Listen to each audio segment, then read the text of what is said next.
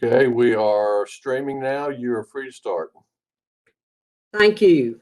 Good evening and welcome to the June 3rd, 2021 meeting of the Athens-Clarke County Planning Commission. In response to the state of emergency in Georgia regarding COVID-19, this meeting is being held via a WebEx online meeting platform, which is being broadcast on YouTube. Members of the public were provided the opportunity to email comments to the Planning Department prior to 12 noon yesterday. Members of the public may also address the Planning Commission in real time via electronic communication provided in the auditorium at 120 West Darty Street, subject to safe distancing measures. For those of you viewing the meeting remotely, you will find the meeting agenda on the Planning Department website at www.accgov.com/planning. For those of you viewing the meeting from the auditorium, on the table outside the auditorium door, you will find copies of tonight's agenda and political campaign contribution disclosure forms for those wishing to speak in opposition to an agenda item before the mayor and commission. After staff presentation of an agenda item, we will receive public comment first from the applicant and then from those in the auditorium. 10 minutes are allowed to address the commission for the applicant or their representative, and also for any specified interest group representative who has requested additional time prior to the meeting. 3 minutes are allowed for anyone else who wishes to address the commission. After public comment, the applicant or their representative may request a 2-minute response. Once the public hearing is closed, the Planning Commission will proceed to discuss and act on the item. We will receive no additional public comments unless requested by the Commission. When addressing the Commission from the auditorium, please speak from the designated place as directed by staff. For all speakers, please provide your name, your address, and your occupation for our record. For those in the auditorium, a timer device will display an amber light 30 seconds before the expiration of the allotted time, and a red light upon expiration of the allotted time. So please pay attention to the light so I don't have to interrupt you. For those addressing the commission remotely, you will also be expected to adhere to specified time limits. Exhibits may be displayed by the applicants remotely or in the auditorium. Written correspondence received by noon yesterday has been forwarded to the commission and is part of the public record. Any additional written materials to be placed into the record must be read during public comment within the time limits previously stated. Please direct your comments to the Planning Commission and not to the applicants. And for those of you in the auditorium, please refrain from applauding or jeering any of the speakers. For everyone participating in this evening's meeting, please turn off or silence your cell phones. For commission members, please mute your microphone if you're not speaking. Use the chat box if you have any technical issues. Raise your hand to your camera if you'd like to speak, and please wait to be recognized. And remember that this meeting is being recorded. And so we will now move into our agenda with general business. I will be glad to take a motion that submits all of our documents that have been submitted to the Planning Commission into the official record.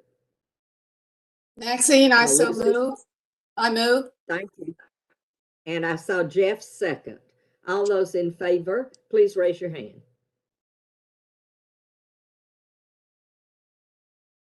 That's everybody, 100%. All right, and now we'll move on to the approval of the May 6th meeting minutes. Are there any corrections or changes? Do I have a motion? Maxine, I move approval. I'd actually sent Rick one small change, but it was right before the meeting, Rick, so I'm sorry. I second. Ourselves, I didn't know that. I thought Kristen was seconding and she has a Sorry, I correct. was trying to get my mouse here. That's okay. I got it. I understand. Do we have that correction? Yeah, it was, Perhaps rather than asking Rick to search through his emails, you might just make the correction. I see a text. I don't quite understand it. Under proposed use, is that? no. I emailed it to you, Rick. Oh, I'm sorry. So yeah, I mean, my only thing is like on the Mitchell Street discussion, I just wanted to adjust the last sentence to say, but does address student affordability instead of, but does a good job of addressing student affordability.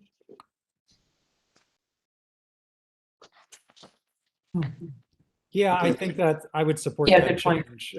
Me too. I think that's more in Okay. line with our discussion. Okay, I got it. All right, thank you. Now we will, Lucy, Move approval with the change. thank you, and I believe Jim seconded it. Second. All those in favor, please raise your hand. That's everyone, 100%. And we will move to May courts. Brad, do we have any report? I do not have a report. Do we have anyone in the auditorium who would like to comment on May courts? Specifically on May courts? All right, then we are going to move into old business.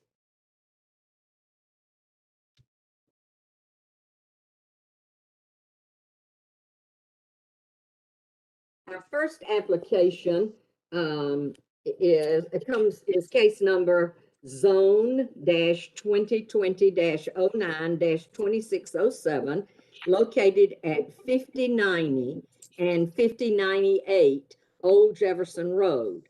And this request comes asking to amend the zoning designation of the subject parcels from RS8, which is single family residential, to RS5, single family residential zoning with condition. So Rick, would you give us the staff report, please?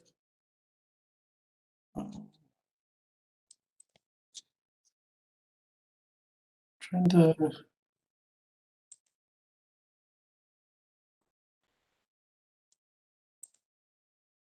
Sorry, I'm trying to share it here. Takes a minute. It's okay.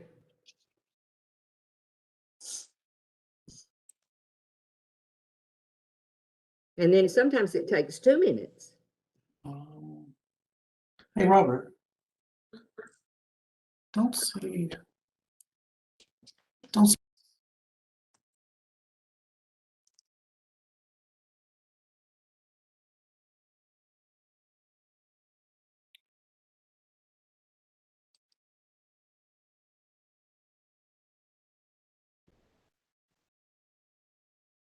Someone could sing a song or do a So demo. I'm glad to get Rick a new computer. It seems it's always this first sharing of each meeting is the one that there we go. Thinking we could get him to act out each slide. Yes, that's exactly right. Good idea, Jeff. All right, go ahead, Rick. Thank you. Are you there, Rick? Muted, Rick. You're muted.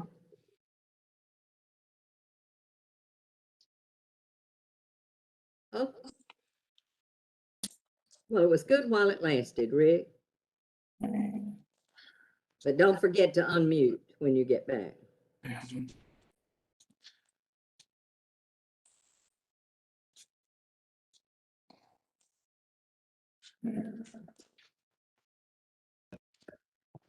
It'll be nice to get back to meeting in person. Won't it? All right, can you hear me? Yes, we do. Okay. Can you see me? Okay. We can. Here we go. So this is the rezoning, as Maxine mentioned, R8 to R5 with the condition. And this is a location map. You can see it's on the other side of the railroad from Jefferson Road. along the Old Jefferson Road. And then it's at the southern edge of Lantern Walk subdivision. And the aerial shows it as undeveloped property. The future land use is traditional neighborhood, and that would remain. And then we have the zoning change from RS8 to RS5 with that one condition being the binding site plan. So there's no change again in future land use. The zoning would change from the RS8 to 5. So we're looking at 3.8 dwellings per acre under the RS8. You could possibly have 6 dwellings per acre under RS5, which would be about 255 lots. The binding plan has a little bit less than that. It's 226, which is attached and detached dwellings. Our transportation corridor concept map does have a proposed extension of West Vincent to Old Jefferson, and I think basically the purpose of that was to actually get over to Lavender Road at the Jefferson Road intersection. But this is part of it. The development would provide part of that planned extension. And there is an agreement that the developer would work with the county to address signal timing changes. They're at the Jefferson River Road intersection if the development results in a decrease in road service there. Staff is recommending denial at this time. There's no RS5 zoning in the immediate area. Staff is unaware of a reason why the property cannot be developed under current zoning, is unaware of changing conditions in the area supporting the request. The proposed higher density zoning would not act as appropriate transitional zone between the adjacent traditional neighborhood and rural agricultural area. Right now, the binding site plan has some issues that we'd like to see addressed, including on-street parking, driveway separation, block sizes, and stormwater reduction. If we have recommended in our report that if you guys would recommend approval, that you send forward these items as conditions so the plan can be changed prior to permitting. That concludes the staff report. Thank you very much. And so now we ask for a presentation from the applicant. Hi, good evening, everyone. My name is Steve Oxman with Cabot Creek Consulting, and this is a project that I've been working on. It's the second time you've seen it. I believe I was in front of Planning Commission last October or November. Steve, can you turn up your volume just a little bit? You're pretty I'll do my soft. best. Is that it better? Much. Thank you. No problem. So this is the second time that I've been in front of Planning Commission. Last time was last October, November, and what we've done since is try to address concerns from staff, Planning Commission, elected officials, and concerned citizens as well. I believe that we've come up with something that's much more agreeable. I do want to admit before I get started that after reading a lot of citizen comments, I realized that one thing that I failed to do was communicate as well as I should with the citizens. But I do feel like we've addressed a lot of their concerns here. So can I do screen share to pull up the presentation, or are you guys?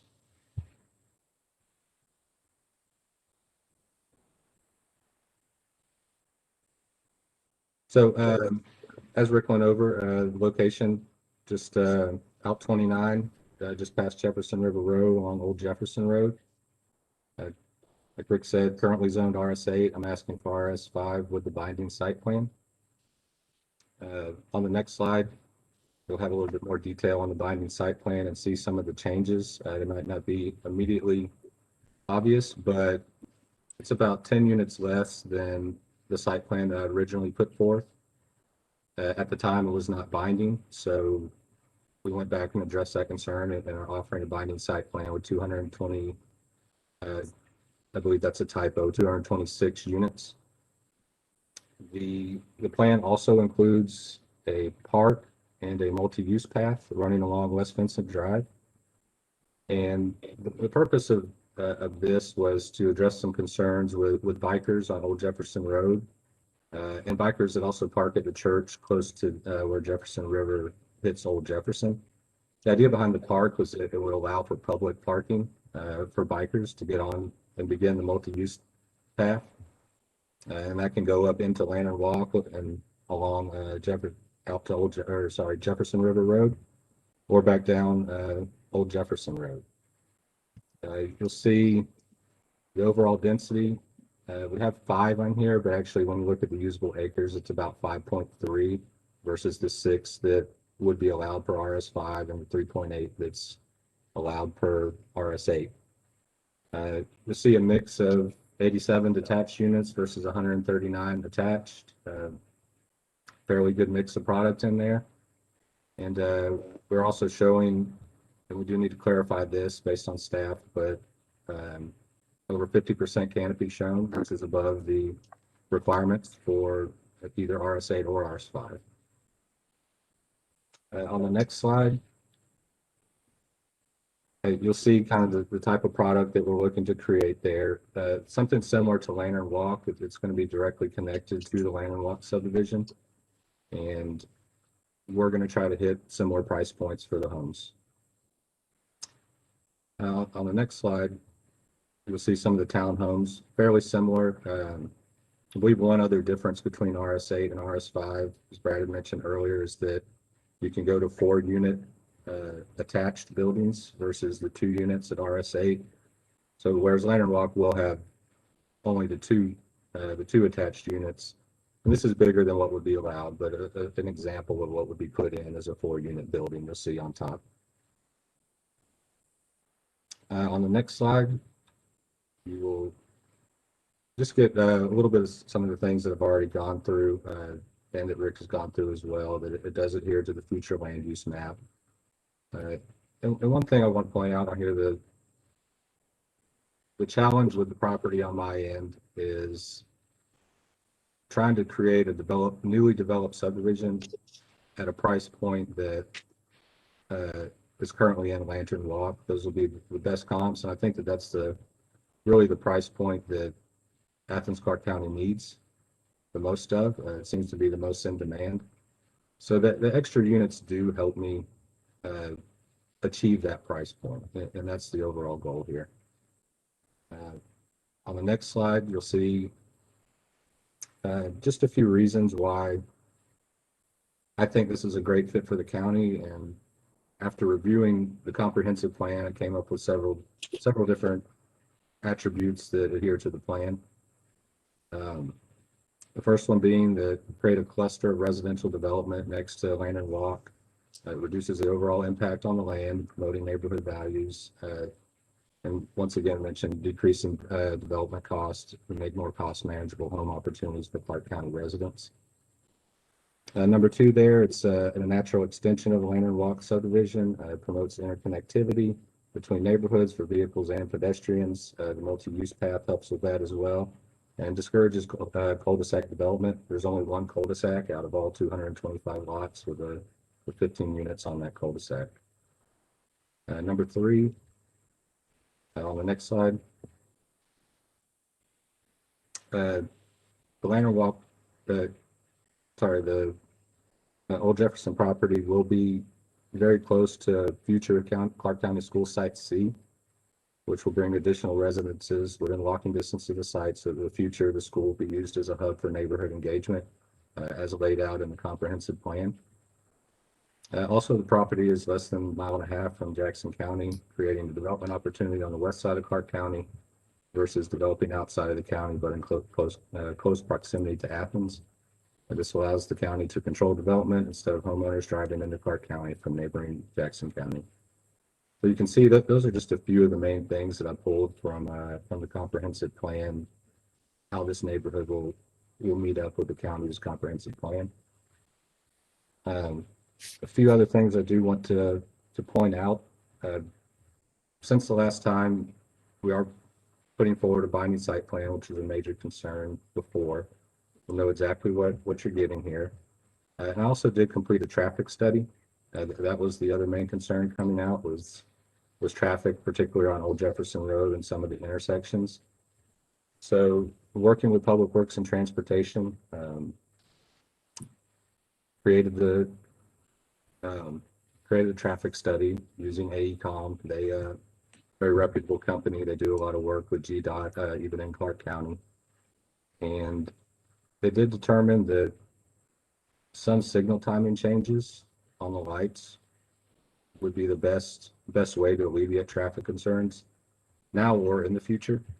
They also noted on the traffic study by their grading that there's very minimal impact compared to the current traffic, the future traffic based on projected growth, and then what this would look like, and then what traffic would look like if this neighborhood were rezoned and developed with a estimated build out of 2026. So the build out several years down the road, and the traffic study concluded that with signal timing changes, a lot of the existing and any future traffic concerns can be addressed through adjusting the signal timing at most intersections. So what I did agree to and wrote a letter to Public Works was that I would make sure that any signal timing changes, that I would work together at my expense to help with those signal timing changes as traffic got worse, or even, in my opinion, even earlier if people felt like it was required. So I did read the staff report, and I'm in agreement with all of staff's recommendations if you do decide to approve. The one thing I would ask is the very last one refers to the traffic itself, and that was a little bit different than the letter that I had sent. Rick's presentation had pretty much verbatim what I had put in writing to Public Works and Transportation. So I would just ask that the last comment that they recommended that developers shall address any needed roadway or traffic signal improvements due to the development at their expense, that we just put something in there more in line with what Rick's presentation had, which was closer to what I had put in writing with the county.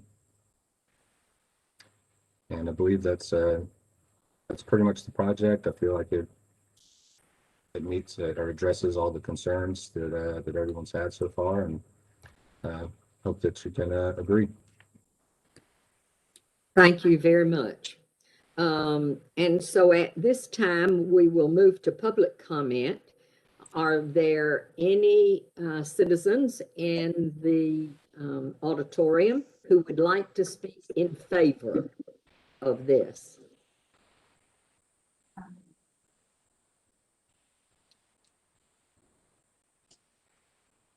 Not in favor. I'm sorry. Yeah, I'm sorry, I'm not in favor of it. You said speak in All favor. right. We do those who are in favor of it first. Are there any people present who would like to speak in favor of this application? All right. Are there any who would like to express opposition to the application? Yes. My name is Alan Green. I live at 161 Thornhill Drive in Athens off Old Jefferson Road. I'm retired. I'm representing a number of residents in my area who would like to express our strong opposition to the rezoning of 59 and 5998 Old Jefferson Road from RS8 to RS5. The developer brought a similar development plan, as he said, requiring rezoning to the Planning Commission at the December 10th meeting. At that meeting, I also spoke in opposition to the rezoning. Your planning staff recommended denial, and you voted unanimously to deny this rezoning request.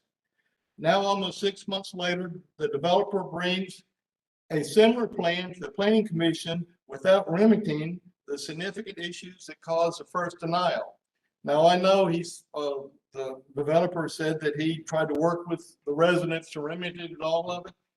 He did call me up after our first meeting and said, I need to communicate with you better, and I will see if I can do to address some of your problems. Haven't heard from him since. You already have the planning staff's reasons for denial at this time around, and I will not go over them again, other than to say I agree with their reasons 100%. What is new is that 2 days ago, I learned that the developer has paid for a traffic study to be done, which will show his development will not cause any significant traffic problems on Old Jefferson Road. Of course, traffic congestion and traffic safety are our major concerns of our neighbors about having an RS5 development. Yesterday, I persuaded a person with traffic engineering knowledge to give me a quick analysis of the traffic study that you've looked at, and some of his observations are: 1, traffic studies paid by the developer are always going to be biased in their favor. 2, the traffic observations were conducted on March 8th and March 9th during Clarke County school spring break, making the traffic study completely flawed. 3, the study fails to recognize the geometry at the intersection of US 129 and Whitehead Road, including the short distance between Old Jefferson Road and US 129, and the tendency of cars to wait on the railroad tracks for traffic signal to turn green at the intersection. 4, there is no consideration given for a major grocery store being planned at the corner of Lavender Road and US 129, which will be a significant traffic generator, changing the overall traffic patterns in the area, and will have an unrecognized impact at the US 129 Whitehead Road intersection. Well, those are just some of the things that this traffic engineer came up after a short period of time. And now for my own observation on the completed traffic study. The study stated that on the observation date, Monday, March 8th, between 3 p.m. and 6 p.m., and I quote, bicycle traffic was noted to be steady along Old Jefferson Road between Jefferson River Road and Elk Grove Road. Now, can you imagine on Monday, if people were out with steady on Old Jefferson Road with their bicycles, how it would be in a summer day on Saturdays and Sundays? The study does not really address the safety aspects for bikers, walkers, and runners. As you're aware, the ACC has spent a lot of money and effort seeing our community is bike friendly. How ironic is one of the most heavily used and relatively safe roads for bikers is being impaired by a rezoning request from a developer who does not even live in the community. I would encourage you to listen to the concerns of people who live in the affected area. We travel Old Jefferson Road daily, and our observations about dangerous and clogged intersections have to weigh more heavily than a flawed traffic study based on only 5 hours of traffic study observation. The planning staff addressed traffic congestion safety concerns you heard and read by stating, quote, any needed roadway or traffic signal improvements due to the development shall be addressed by the developer at their expense, unquote. Shouldn't these concerns be addressed by the planning department ahead of time? I strongly encourage you to vote your professional planning staff with your professional planning staff tonight to this rezoning for the reasons that have been enumerated, along with the major traffic concerns that should have been included, but were not. Thank you very much.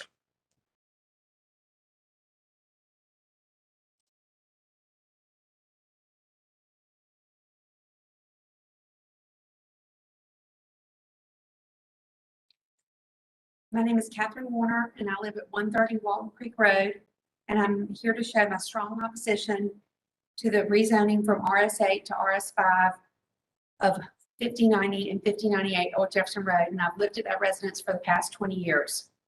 Have any of you come to see or tour the site in question? I'd love a show of hands if any of you have actually been out to Old Jefferson Road or seen the site in question personally. Okay, have any of you been out there at 5 o'clock in the afternoon at rush hour, or when the bikers are out there biking, or been out there in the morning? There are a lot of bikers out there when the weather's wonderful, and there are a lot of walkers out there when the weather's wonderful. And I'm just wondering how familiar y'all are with the situation that we're talking about, as Alan just said. The developer's traffic study shows that pedestrians and cyclists are prevalent and use Old Jefferson Road daily. The census also shows that 1% of the people in the area use walking as their mode of transportation, and I see them daily. I'm a stay-at-home mom, and I drive that road to go and pick up my children 3 or 4 times a day. So the traffic study, I drive that road every day, and the traffic on that road is much greater than the traffic study shows. The pedestrian action study plan and the bicycle action study plan designed by the DOT, the Georgia Department of Transportation, I actually provided those earlier. Do y'all have those? Do y'all have those handouts, the pedestrian, this? Do they have those? They don't? They will have them. They will have them. Okay, so I provided these. Is some anyway, there's some statistics that I've shown. The statistics put Clarke County as one of the focus counties because our pedestrians and cyclists are some of the most at risk in the state. If you see the pedestrian study, it shows that focus counties are the counties with the highest number of pedestrian crashes and injuries and fatalities from 2011 to 2015. Clarke County had 279 crashes and 258 injuries and 11 fatalities. That's an injury rate of 92% and a fatality rate of 4% with a population rank of 19. In the bicycle study, Clarke County shows a 27% casualty rate per 100,000 persons, and they show a 42% fatality rate per 100,000 persons.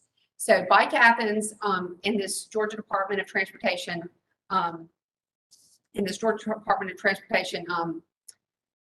action safety plan they put this together to try to help make, cycling and pedestrian traffic safety for everybody in Georgia. And I just think that our community tries to make this safe for everyone. And y'all are, we have this cycling community and pedestrian community that comes out to our road to walk safely. And we're going to put 500 people back on the road, 500 cars on that road, and it's going to make it unsafe for everyone. So I hope you vote no to rezone this.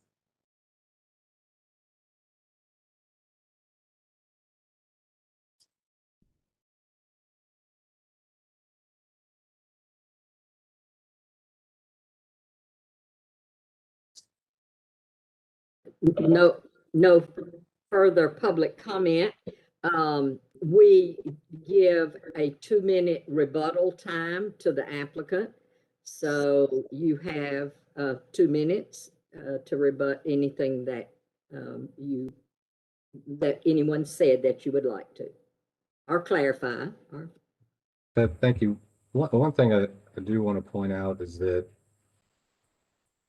sidewalks alleviate a lot of the problems with pedestrians, and code will require me to have sidewalks all along the frontage of Old Jefferson Road. Now, I understand completely that does not necessarily get people from point A to point B, but there are future planned sidewalk projects along Old Jefferson, and this helps. I believe there's about off the top of my head, but about 1,000 feet of frontage, and that's 1,000 feet less that ultimately the county would have to do to do the improvement projects that are already planned to some extent.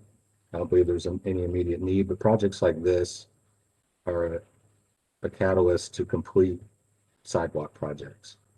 And I am doing what I can to get people off of the road walking. The 8-foot multi-use path and the park for parking and bicycles gives people a place to park that's farther away from the busy intersection and start their bike ride, and they can go into a community versus being on Old Jefferson Road, or they can still go down Old Jefferson Road. And in regards to the traffic study too, I'm not a traffic engineer, but I believe that the data, regardless of trip counts on the initial day, still shows the same trend, that there's not an effect on the traffic. That doesn't say that traffic's great at every single intersection today, but the data shows that this community won't affect it. And particularly the rezoning, Now, the request here is an additional 65 lots versus what would be RS8. That's 386 trips per day, which is actually very minimal compared to the overall to the RS8 and overall traffic in the community. And that's the real ask here. 2 minutes. Thank you very much, Mr. Oxman. We appreciate any clarification that gave to people. So now, having heard the application and the staff report and public comment, we'll move behind the rail for discussion amongst planning commissioners.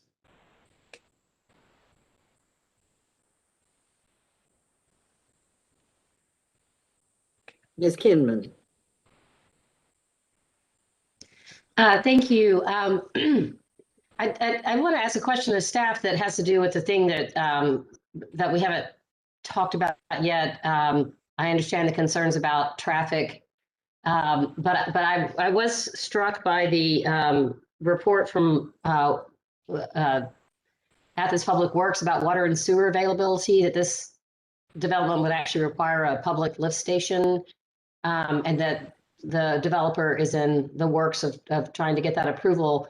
I've tried to find this out on my own, but I'm not sure if I'm reading the maps correctly.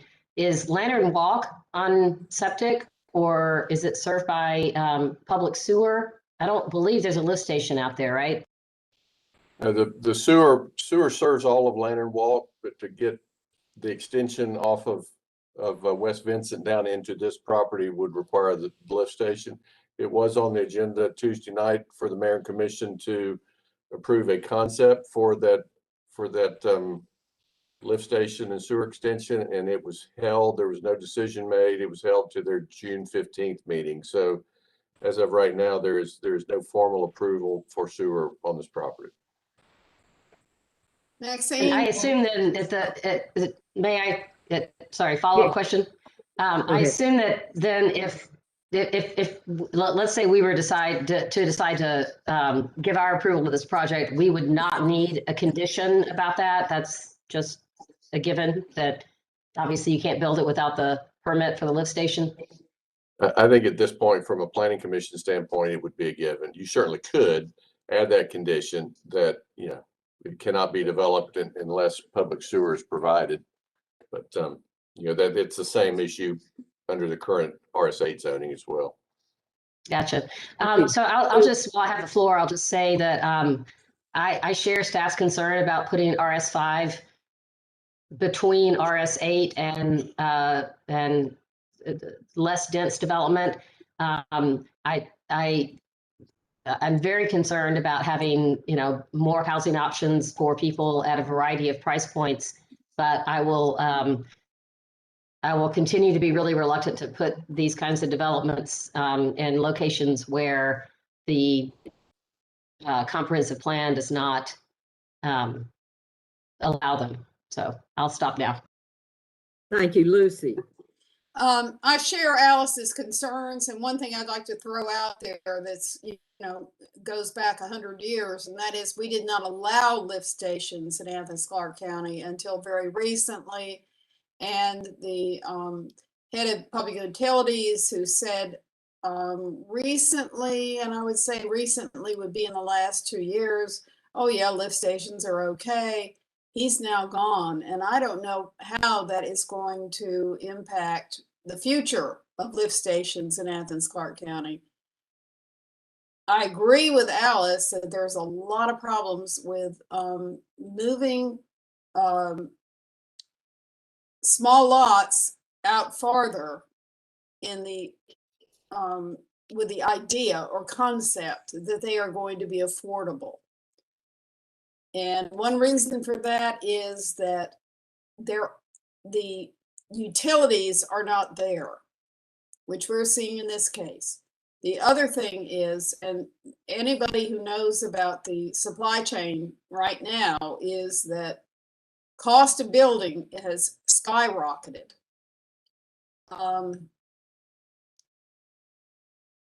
So the farther out we get, and the farther out we are allowing or encouraging small lots, that do not fit in with the current land use, the harder it's going to be. And these lots may not develop for another 10 years, another 5 years, whatever. I think we need to be very careful about agreeing to do this sort of subdivision. We've got other subdivisions out there on the excess or the exterior of the county that may never be developed. I think we need to be looking at the short term now instead of the long term in the way of rezone anything that is small lot in what is out basically in rural areas. That's my thought. Thank you. Anyone else have a question or comment? Kristen? Yeah, I'm kind of echoing what the other commissioners are saying. I feel very conflicted in a sense though, because I do appreciate the different housing types that are in the plan. And so I'll admit, like, I went into this meeting being a hard no, but the more I watched the presentations and kind of like saw it in real time, the other side, I was thinking like, well, you know, yeah, it would be good to have some different housing types and good price points. But I still go back to like, you know, is this the best place for this type of development? You know, the first 3 years I lived in Athens, I drove to Gainesville, and so I'm intimately aware of traffic issues along 129, and they haven't gotten better in the last decade. So, I where I've come down on this though, I think, is that I almost wish, if you're going to be asking for a big ask like an RS5, I kind of want to see like really innovative stuff, like really make us work for like getting that approval. Like I want to see, you know, not just like this, you know, here's the houses all lined up. Like, I mean, we've seen some cool projects in the past couple of years, and like, let's really push the envelope on this. If we're gonna rezone it this dense, let's make it really worth our while. Right now, I'm still not. I appreciate the effort, but I'm still not quite there at a yes. So. Jeff, and then Matt. So, yeah, I think I'm probably going to wind up echoing some of what everybody else said. In the past couple of months, we've seen some projects that don't fit in a big way, and I feel like this one kind of doesn't fit in a much smaller way. It's not as egregious, but it still stands out, and it kind of goes in a direction that we probably don't want to go. I appreciate the effort that was put into it. There was obviously a lot of thought put into it as far as trying to make it work.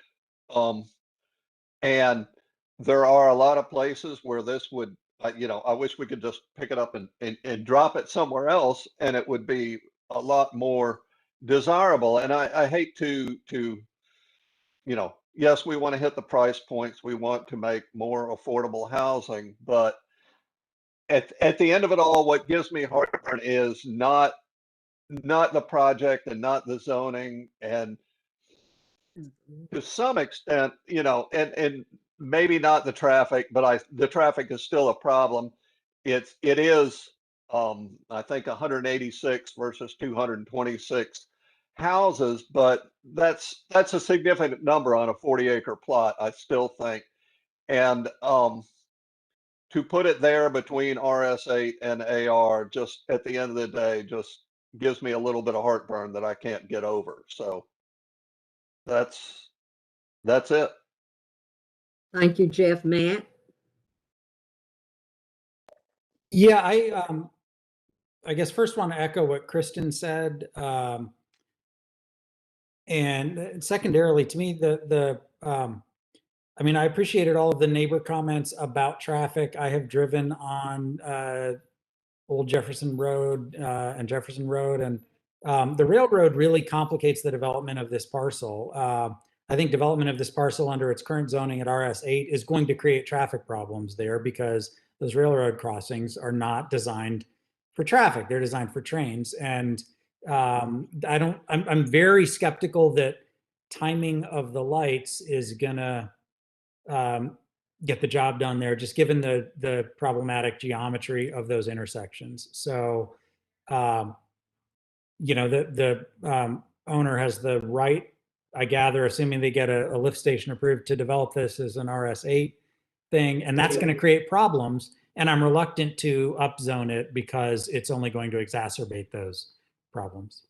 And I don't know if there's an easy way for the applicant to fix that, but I'm truly not persuaded that light timing is going to make a dent. And I'm afraid that development on that parcel is going to lead to enough additional traffic that people are going to die. Pedestrians, drivers, and bikers are going to, bad things are going to happen there, even at RS8 density. So my inclination is probably to vote no on this, primarily for traffic reasons.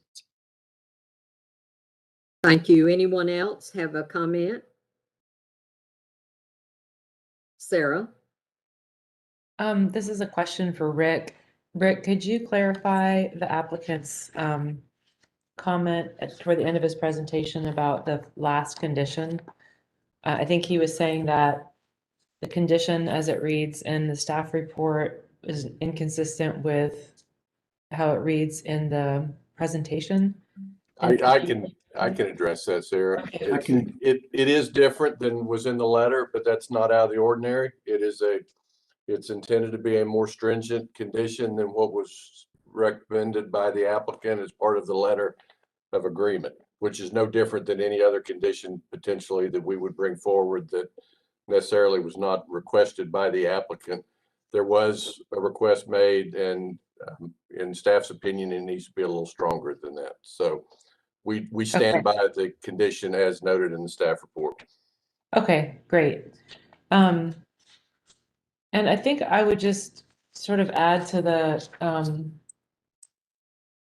I feel the same way Kristen does, actually, in the sense that I came into this thinking it was a pretty hard no, and feel a little bit more ambivalent about it than I thought that I would. I think Matt made a really good point that traffic's a problem here regardless. And that's a general frustration I have with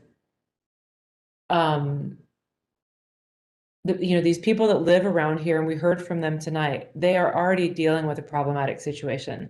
And it seems like this comes up a lot in some of the applications we see, especially a couple of years ago, we were seeing so much out on Epps Bridge Road that there's problems with the transportation corridors out there that then complicate the way that these properties can be developed. So even if this developer developed this at RS8, it's a problem. But any development out there is a problem because of this sort of complication of this area. I guess the last thing I would just add is that I think the thing that makes me kind of ambivalent about this is the idea that if what we're trying to achieve in Athens is this sort of workforce housing. So when I see numbers like between 127,000 and 179,000, my ears perk up because that's what we need. And this is less inappropriate than what we were seeing out on Old Elberton Road, in my view. And so when I see those numbers, I'm like, yeah, that's what we need. And do we need to consider allowing for an upzoning in order to get that? And I think that's, for me, the primary point around which I have this ambivalence. But I do think these arguments about traffic are pretty compelling. And I think for me as well, is if we were going to grant or recommend approval of such an upzone that, this comes up time and time again, but, and you get into this question of whether you're, the ideal situation would be this sort of more naturally occurring affordable housing, to not always have to have a program in place to create these affordable units. I think that's what's appealing to me about this development, actually. But at the same time, when you look at the idea of upzoning to this extent, you do sort of think like, what else can you do here as a developer for the community? Can you guarantee some affordability. So I don't know. This is a hard one. And I actually think that I think that the applicant makes a lot of very compelling arguments, and I appreciate that. I think that it's not the applicant's fault that this traffic and transportation piece of this is problematic. So I'll just leave it at that. Thanks. Lucy? Following up on both Sarah and Kristen, they both have very good arguments for saying yes to this. But when it comes to affordable housing, workforce housing, when you start talking about where you put it, it has a lot to do with traffic. It's this drive till you qualify on mortgages, for instance. And my personal feeling is we have put, and this goes back decades, Athens-Clarke County zoning has put housing out there that requires 2 cars, sometimes 3 or 4 cars to get to work, to get to school, to get to places. And this is just another example of where you put in more density in the wrong place. It still requires more cars. And I really think we need to be looking very carefully at where we put workforce and affordable housing and where it impacts transportation. And when I say transportation, I'm talking about 2 things: transit and cars. And if we keep putting properties that are zoned where everybody has to have not 1 car, but 2 or 3 in order to accommodate the people who live in those single family houses, we're making a mistake if we're putting them too far out. Thank you. Anyone else? I have a comment. Seeing none, I will entertain the motion. Jeff?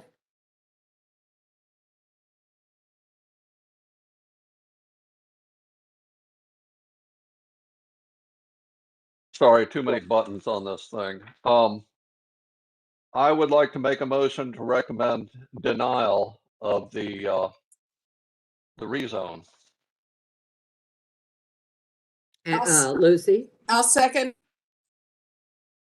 Thank you. Any further comment about related to the motion? Questions? Any clarifications needed? All right, seeing none, hearing none, we will have our vote. Rick, would you do a roll call, please? Scarborough, Yes. Tucker, Yes. Anderson, Yes. Bursford, Yes. Goodrum, Yes. Hall, Yes. Hinman, Yes. Morales, Yes. and Rowland. Yes. It's unanimous. All right, thank you very much. With that decision made, we will move on to new business, and our first application, case number zone 2021-02-620, located at 281 Rivercliff Drive and 2465 Tallahassee Road. This request is to rezone the RS-25 single-family residential portion of the property of the subject properties to AR, agricultural residential. The purpose of the zoning is to reinforce a conservation easement on one parcel and limit residential development on the other. So, Rick, would you take us through the application, please? Yes, ma'am. Okay, so here's the location map. One of the parcels, the smaller parcel, is off of the end of Rivercliff Drive, which is off of Tallahassee Road. And then we have the large parcel here, which has a Tallahassee Road address. And the aerial shows the properties to be undeveloped. And you see the future land use now is split. We have some rural and single family residential on the other part. And then the proposal is to have it all be rural. And the second request is to change the zoning. Again, we have the split between the AR and RS25 zones, and they're requesting to go to just AR. So we have a future land use amendment and a rezoning request. And as Maxine mentioned, there is a land trust conservation easement on the larger parcel. And this would, of course, also, this rezoning would also limit development to rural type development on the AR development on the smaller parcel. So staff is recommending approval of both requests. We feel like they are appropriate for the large undeveloped subject parcels. They do border other rural and AR zone property and would remove their current split zoning conditions. So that concludes the staff report. Thank you very much, Rick. And we will move on to hear from our applicant. Ms. Stengel, is that you? Mute, sorry. Thank you. It is really great to see all of you and to be able to introduce our project and talk about it. I don't know how often you get applications for downzoning, but we're excited to present one to you tonight. So I'm Nancy Stengel, and I live at 245 Three Oaks Drive, which is adjacent to the larger of these tracts. And Kate Blaine is my neighbor, and she lives at 145 Three Oaks Drive, and she's on the call as well. And as the report mentioned, the RS zoning on these properties is a carryover from the 1960s, I think, when the River Cliff neighborhood was developed, and there was a plan for building golf courses and townhomes all the way down to the river on part of these tracts. And these tracts were part of the 570-acre tract, which was nominated for the Athens-Clarke County Green Space Program over 10 years ago. And that tract has frontage on Tallahassee Road across from Bernie Harris Lyons Middle School and 2 miles of river frontage along the Middle Oconee, and was one of the largest undeveloped tracts in the county. And because of the unusual topography, much of the land had not been farmed, and there's really great biodiversity in the intact forest. So in 2010, the owner of the property was interested in working with the county to conserve the land for public green space. But county staff said that the county wouldn't be able to purchase the entire tract and other funding would be needed. And at that time, Kate stepped up to invest in the property. And a lot of other people were involved and many other things took place. But I just want to say that without her financial investment, Tallahassee Forest Nature Preserve would not exist today. And as several of you know, I have also been involved in land conservation work through Athens Land Trust. So both of us have been engaged in the protection of this land for over a decade. And our intention for this rezoning request is to limit the development on this tract and maximize conservation.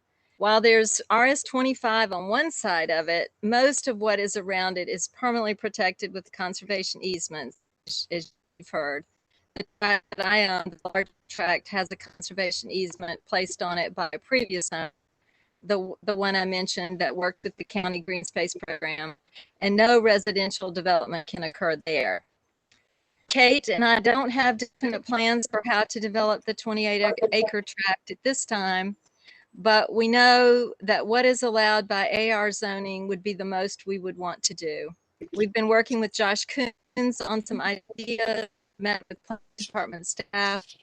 We want to minimize environmental impact on the land, and whatever we do in the future will be consistent with AR zoning requirements. We don't plan to clear the land for agricultural operations, farm buildings, nor clear for farm animals. We've also learned that the county might be interested in acquiring some of the 28 acres for the Tallahassee Forest Nature Preserve, but that would be in the future. It is possible that we will place a conservation easement on some of the 28 acres in the future also. We've spoken with the neighbors of these tracts and everyone has been supportive. We're happy to answer any questions you have. Appreciate your consideration of our request. Thank you very much. We will now move to public comment, and we will begin with asking if there are those who would like to speak in favor of this application. It does not appear that there are. Okay, no one in the auditorium and no one in the Brady Bunch room. That's what I call us here. So hearing none, we will move to asking if there are any who would like to speak in opposition to the application. It does not appear that there are either. All right.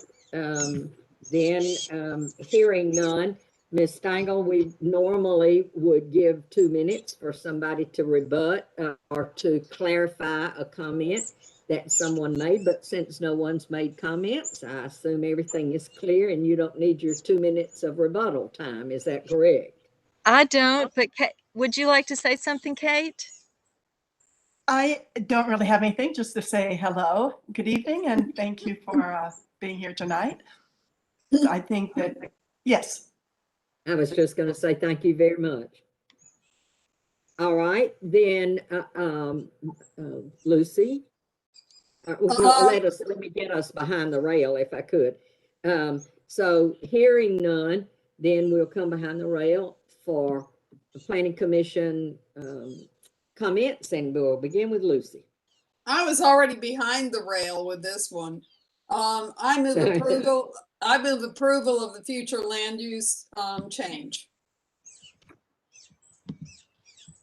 Alice, I saw, and then Jeff, I think too, but Alice is seconding this comment.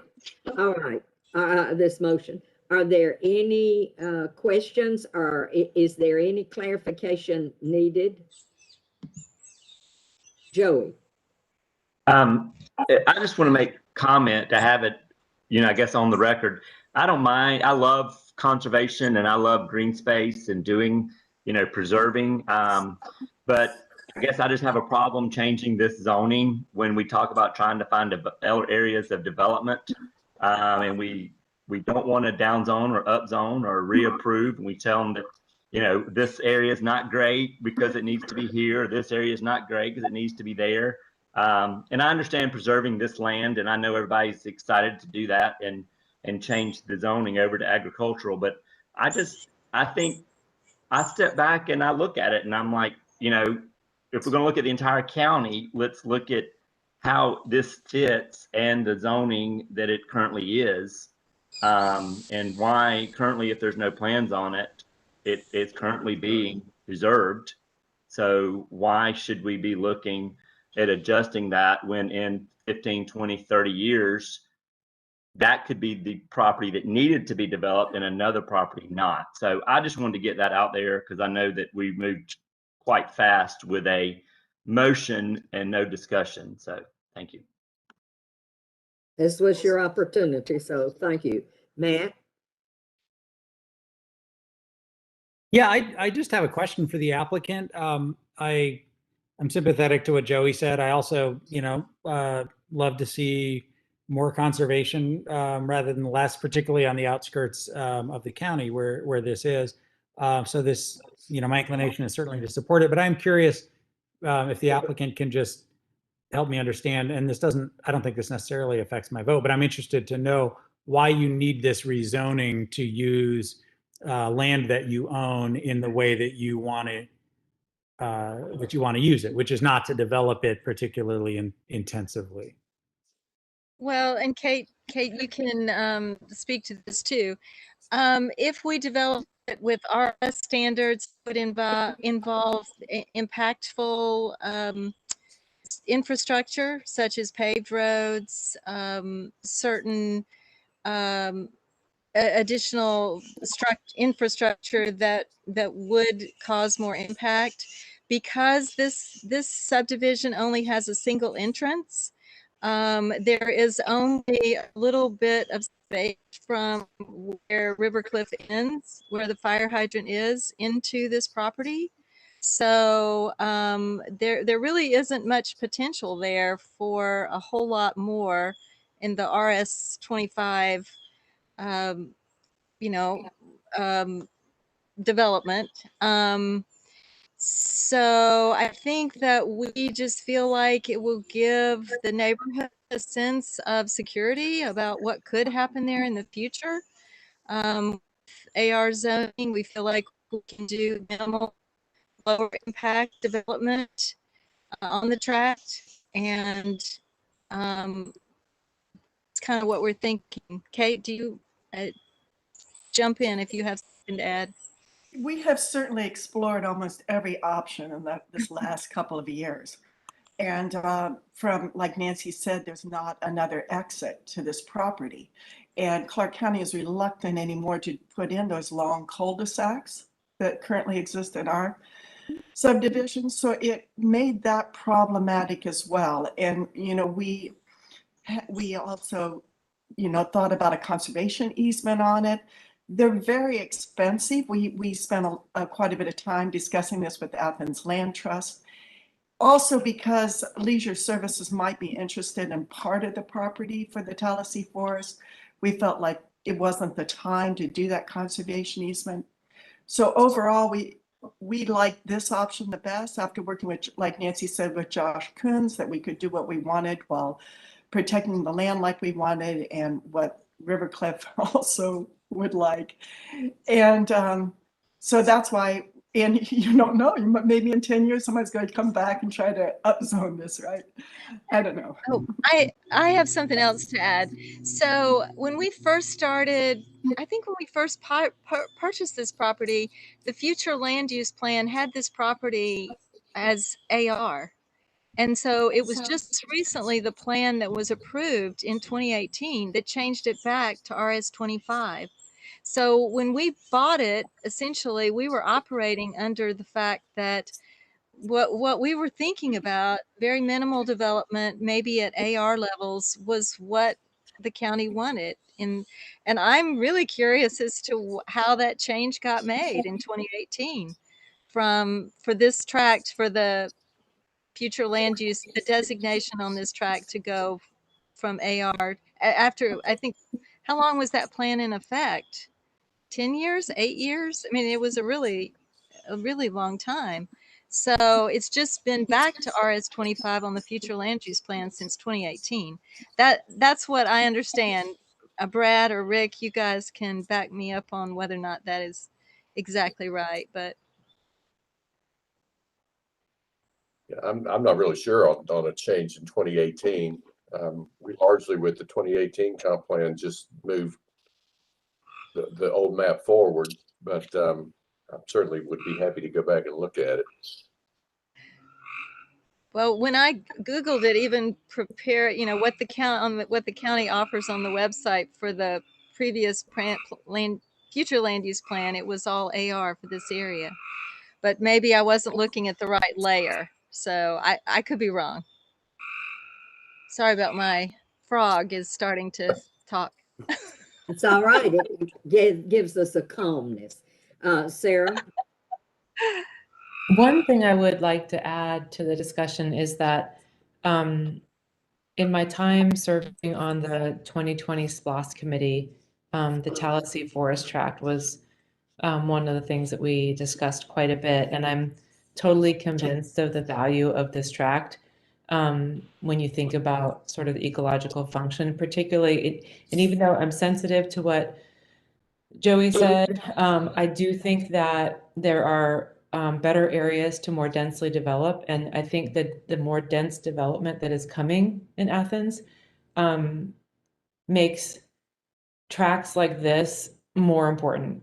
So the idea that, you know, obviously there's no guarantee, but this is a really special area of this county, and the idea of adding to it, if that were to come to pass, is very appealing to me. And so I am strongly in favor of this down zone, despite being understanding Joey's concerns. I have a question, if I might get some clarification. I was assuming that with this approval, if that happens tonight, that both of these would be under a conservation easement. So that's incorrect from what I just heard you all say. It will still be where it is now, and the other parcel will not be under an easement. Right. Even the other part of the parcel does not. Yeah. All right, thank you. Lucy? I would like to make it very clear that one of the things that Athens-Clarke County needs to do is look at grayfield development and brownfield development before it gets into green space development like this. It is not that I'm saying we should not ever develop anything into greenfield areas. This particular area is extremely important ecologically out on the Tallahassee Road, very similar to Beach Haven, which thankfully the county bought a good bit of starting in 2013. We need, as a county, to look at grayfield development and redevelopment and quit where there is already sewer, there's already water, there is already all of the infrastructure, and quit deciding we need to just keep moving out farther and farther. This is something that is really important, and Matt has done, and both Sarah and Matt actually have done the middle management, excuse me, I'm sorry. They've done the middle Housing in the middle housing stuff, and that's all interior. That you don't put middle housing out into the outskirts. This is so important that we look at how we're going to develop in the future, but it's not greenfield, it is grayfield. Thank you. Any other comments or questions? Seeing and hearing none, I will entertain a motion.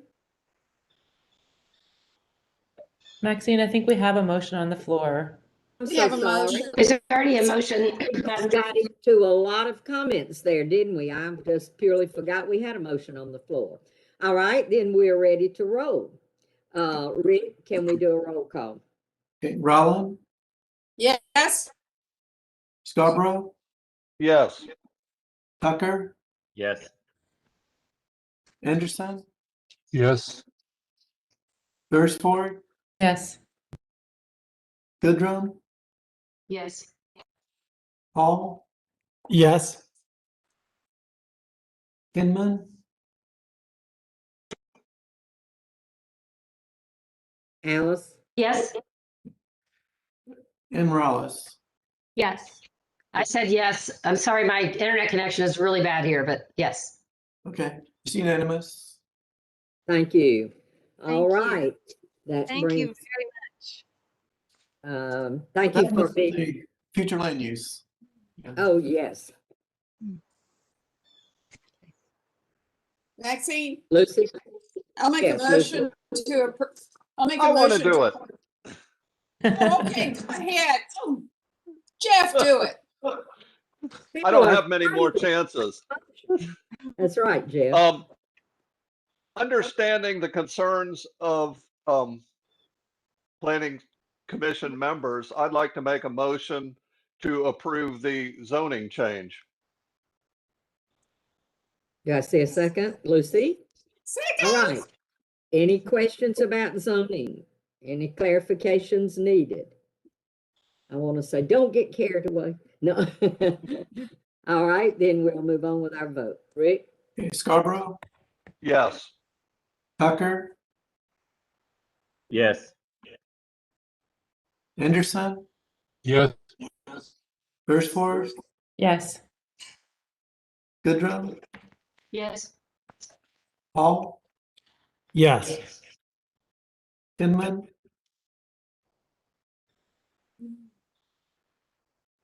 She's trying. and Morales, Yes. and Rowland. Yes. Alice's internet seems to be, there it is. Alice, can you vote, please? Okay.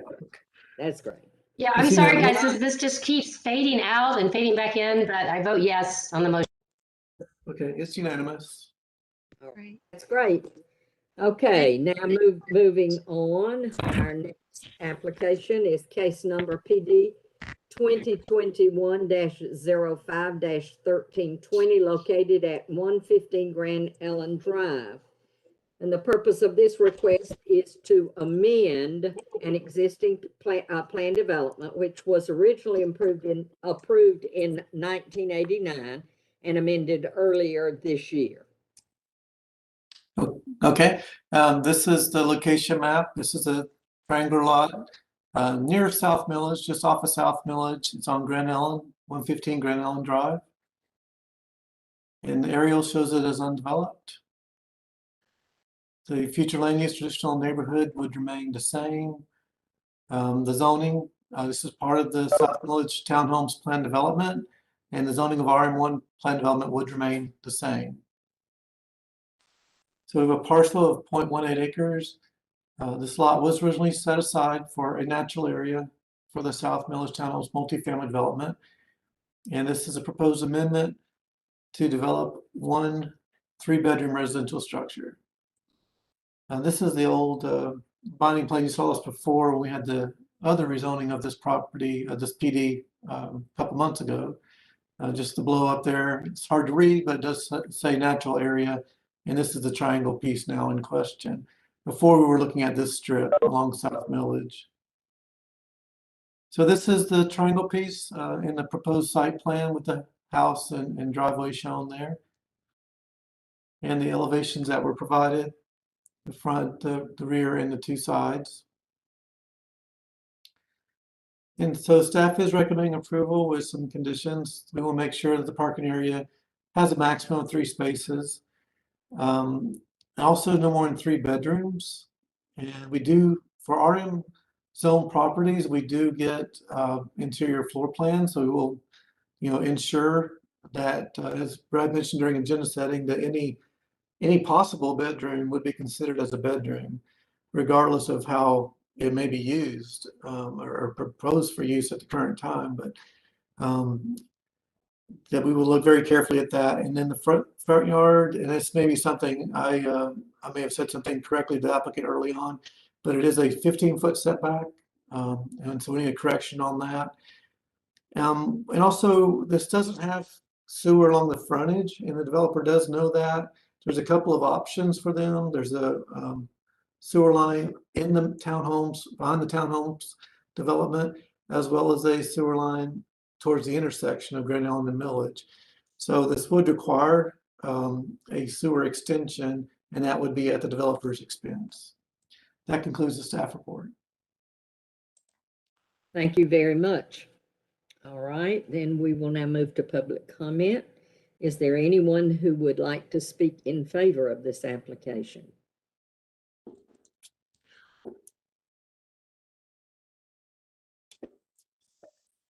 Yes, I'm Carlton North and live at 1200 Creek Shore Drive. Sorry.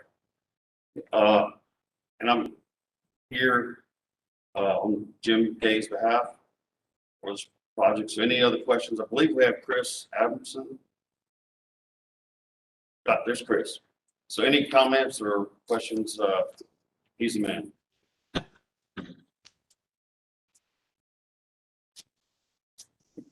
Thank you. Thank you, Mr. North. Did you have a statement that you wanted to make? Rick and Brad need a raise.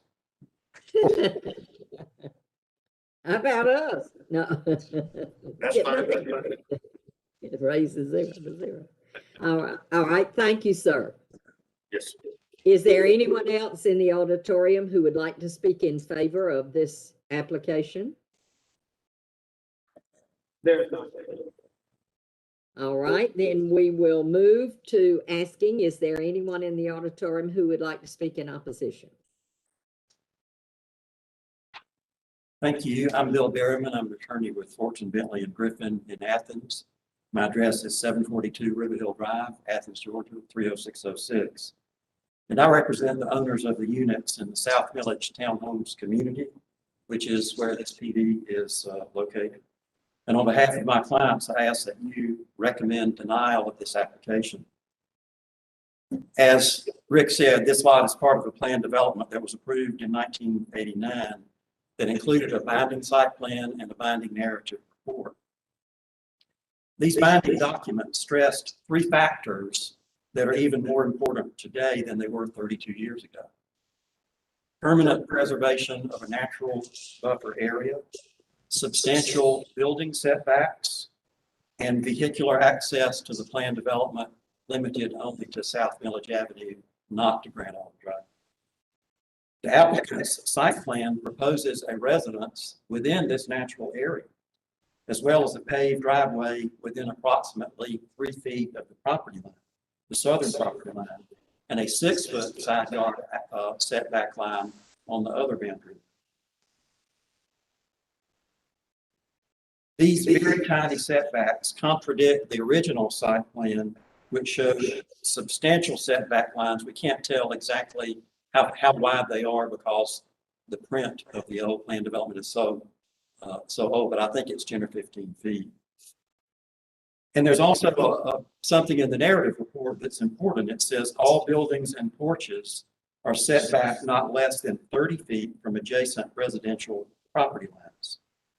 The applicant has not addressed this drastic change. The addition of this structure also substantially increases the density over and above what was required in the PD from 1989, something that was never intended to occur back in 1989. Multifamily housing, particularly rental housing, is coming to Grand Island Drive. Since the proposed structure is within the underlying RM zone, more than 2 unrelated people can live in this structure. In fact, there's no practical limit to the number of people who can live in this structure, only the building code and the boarding house codes. However, the surrounding neighborhood, and if you look back on the original part of the presentation, is yellow all around this. The surrounding neighborhood is RS15, where there is a limit to 2 unrelated people who can live in these neighborhoods. By the application, you can tell the applicant clearly intends to market this property as a rental, shown by the very large parking area, which staff is at least requiring be scaled back to 3 parking spaces. There have been cases in Athens. Okay, I'm sorry. We respectfully ask you to deny this application. Thank you. Thank you. Is there anyone else who would like to speak in opposition to this application? There's no. All right, seeing and hearing none, you have an opportunity to rebut or clarify any of the comments that have been made. I guess Mr. North would be that person. Yeah.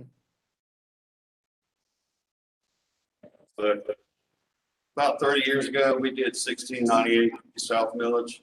It still looks beautiful today. And this has just been an accident that. And we have one property owner that has the townhomes association. He actually came through a few months ago to purchase some property from the homeowners association for his own personal use. But what we've done is I want to anchor that corner, and I've agreed to put a sidewalk in at my expense, by the way, because that's very much needed over there. So, I don't know, Chris. You Hi. have 2 minutes, Brad. How much time do we have? 1 minute left. Okay. Hi, my name's Chris Adamson. I live at 485 Southview Drive. At Southview Design and Consulting, I was a land planner on this project. We designed this project to be in keeping with the traditional neighborhood. We could have come in with a different type of project, but we proposed a single-family home. We understand that staff has concerns with the amount of parking. It was only ever intended to serve 3 cars. The extra space down in the parking area serves as is simply maneuvering room on this odd shaped piece of land to back up a car and get it off of the property.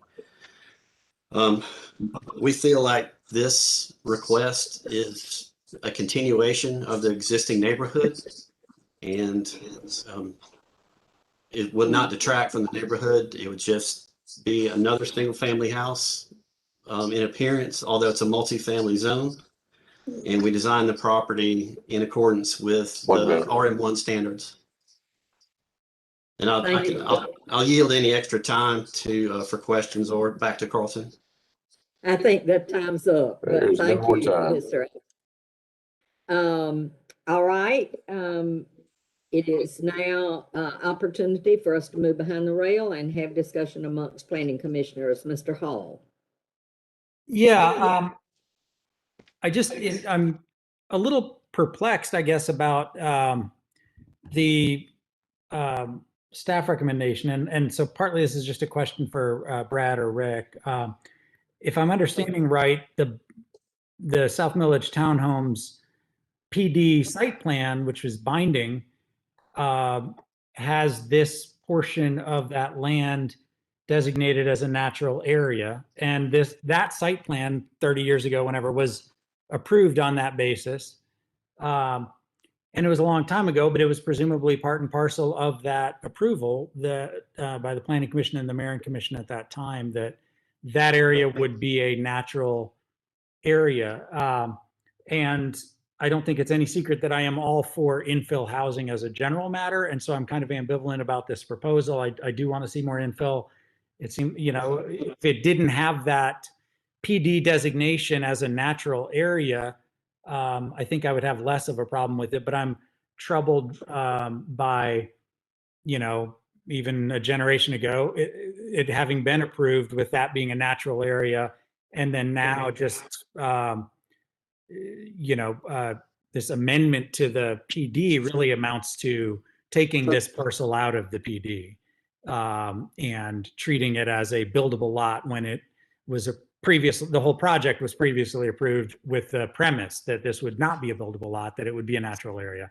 So, of course, I was a child when this was approved back in the day. So there's a lot I don't know about what happened in 1989 or whenever this was, but I wonder if Brad and Rick can just enlighten us on that, and just more generally on the, frequency with which we amend PDs to treat natural buffers as buildable lots. Is that something that we've done before, that we do with any frequency? Yeah, I don't know that I can cite one right off the top of my head where we have done one just like this in the past. A little bit about this one from a history standpoint. In the late 80s, when this was done, I think that the notion of building townhouses on Millage Avenue was one that took us all the way into court over this. It was denied originally, and ultimately we were ordered, I believe, by a judge to approve the zoning. And so my point of saying that is in part, the purpose of the large buffer along Grand Ellen and the condition about the access was to serve as additional protection from the residents of Grand Ellen Drive from the fact that there are now townhouses being built in proximity to them. And they did not want them to access out onto it. I think a lot has changed in the last 30 years since this was approved, at least in staff's opinion, that a townhouse use of this nature the nature of the original PD is very appropriate, and probably not one that there is any longer a need for a significant buffer on between it and Grand Ellen. You know, and that was part of the basis of our recommendation. You know, there still is not direct access to and from the 8 townhouses as part of the original PD out onto Grand Ellen, but there is one driveway now for one existing single family residence. So, but I certainly see your position on it too, and it's one that I think you could certainly defend in terms of not recommending approval of this type of an amendment. I guess the question is you know, is it still a necessary issue of a buffer of that size and magnitude between those townhouses and single family houses in a church on Grand Ellen? We did not feel like it was necessary.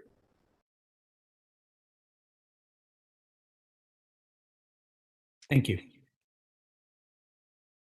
Any other comment? Sarah? I'm generally in favor of this proposal, and I had a question about, there was a comment, I was thinking about the trees, and not so much to save what's there, but I noticed on the staff report, and this just has to do with me kind of not knowing which types of applications require tree management plans, but the comment on the staff report states that a tree management plan is not required for a single family dwelling. Is the tree management plan required for RM2? For RM1, the underlying is RM1. Yep. It would be for, it's not necessarily, it's not based on the zoning, it's based on the use that's being developed on the property. So if they were developing a triplex on this property in RM1, yes, a tree management plan would be required. Okay, I think that was my only question. I mentioned earlier I'm a concern sorry. about the parking issue. I'm very familiar with that block, and I think it is important to consider with respect to the staff's condition about reducing the off-street parking. I think we need to be kind of realistic about how this dwelling might be used, and that is not, I can't remember, maybe somebody could help me, but I don't think those curbs are yellow right there. Is that right? Those people can street park on that curve? I don't know at this point. Yeah, I was trying to look on Google Maps earlier just to see, I was just gonna see if I could check that real quick, but I think that, yeah, I think I'll just leave it at that. I mean, that's a problem I think that could come up in the process of reducing the off-street parking on the property. But it's a tricky curve and a terrible place to street park a car. Lucy? I remember this sucker when it came through the first time in 1989. And one of the things that I would absolutely never vote for it is unless it is restricted to 2 bathrooms in this current request.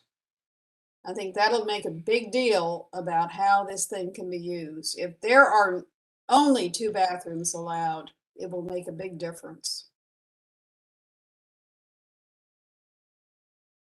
Jeff? I'd like to say, first of all, in 10 years sitting in this chair, I've never heard a less enthusiastic presentation from a developer. We have 2 choices. One is to leave it as the buffer that it is, and the second is to allow something to go on there. And this to me kind of challenges the whole point of the original development. And I understand, you know, the infill is, allowing infill is a concern. I'm not against that, but I kind of feel like for some reason this seems too big to me. It's a single family style home, etc. I like Lucy's proposal, frankly, is limiting, you can put as many bedrooms in there as you want, but you can only have 2 bathrooms. I think, you know, I like that idea. But I feel like as it stands right now, I don't see any need to put anything there in the first place, but because it's part of a PD that was perfectly acceptable. If there was something that could be put there that was a buffer still from the rest of the neighborhood, that was a multifamily type structure, then that makes more sense, but I don't know what that would look like on this oddly shaped 8,000-ish square foot lot. So I'm not a fan of what I see right now. Kristen and then Katie. I think it's kind of interesting. Do I have it correct then that when this development happened 30 odd years ago, that the community wanted the green space to be there to buffer from the apartments, and now the apartment dwellers want the green space to buffer themselves from the neighborhood. So I think there's some interesting irony there. I tend to, I mean, they're the ones that live there, right? So I respect what they're talking about. I don't necessarily have an opinion about something getting built on this lot, though. I mean, this is a part of town. We just had a couple issues come up where we talk about, is this a good place to put a house? This is a good place to put a house. But I do like Lucy's idea of restricting the bedrooms, because that apron of concrete in the back is what really bothers me. Like, let's make this a single family house, and whoever lives there, that's fine. But like, let's, if we can have houses for families, that would be great. I would love to find a way to not have that large concrete in the back, and to 2 bedrooms would be fine. Anyone else? Katie, I'm sorry. Thank you. I wrote your name down, and there you go. Yeah, I think I also like Lucy's idea of adding a condition to limit 2 bathrooms. And I would go for all the other staff conditions, including the parking reduction. I think also related to Lucy's point, this is a really walkable location. I don't see the need for people to be having so many cars when they can get to the grocery store, they can get to campus really pretty easily. So yeah, I would support all the conditions with the addition of the 2 bathrooms maximum.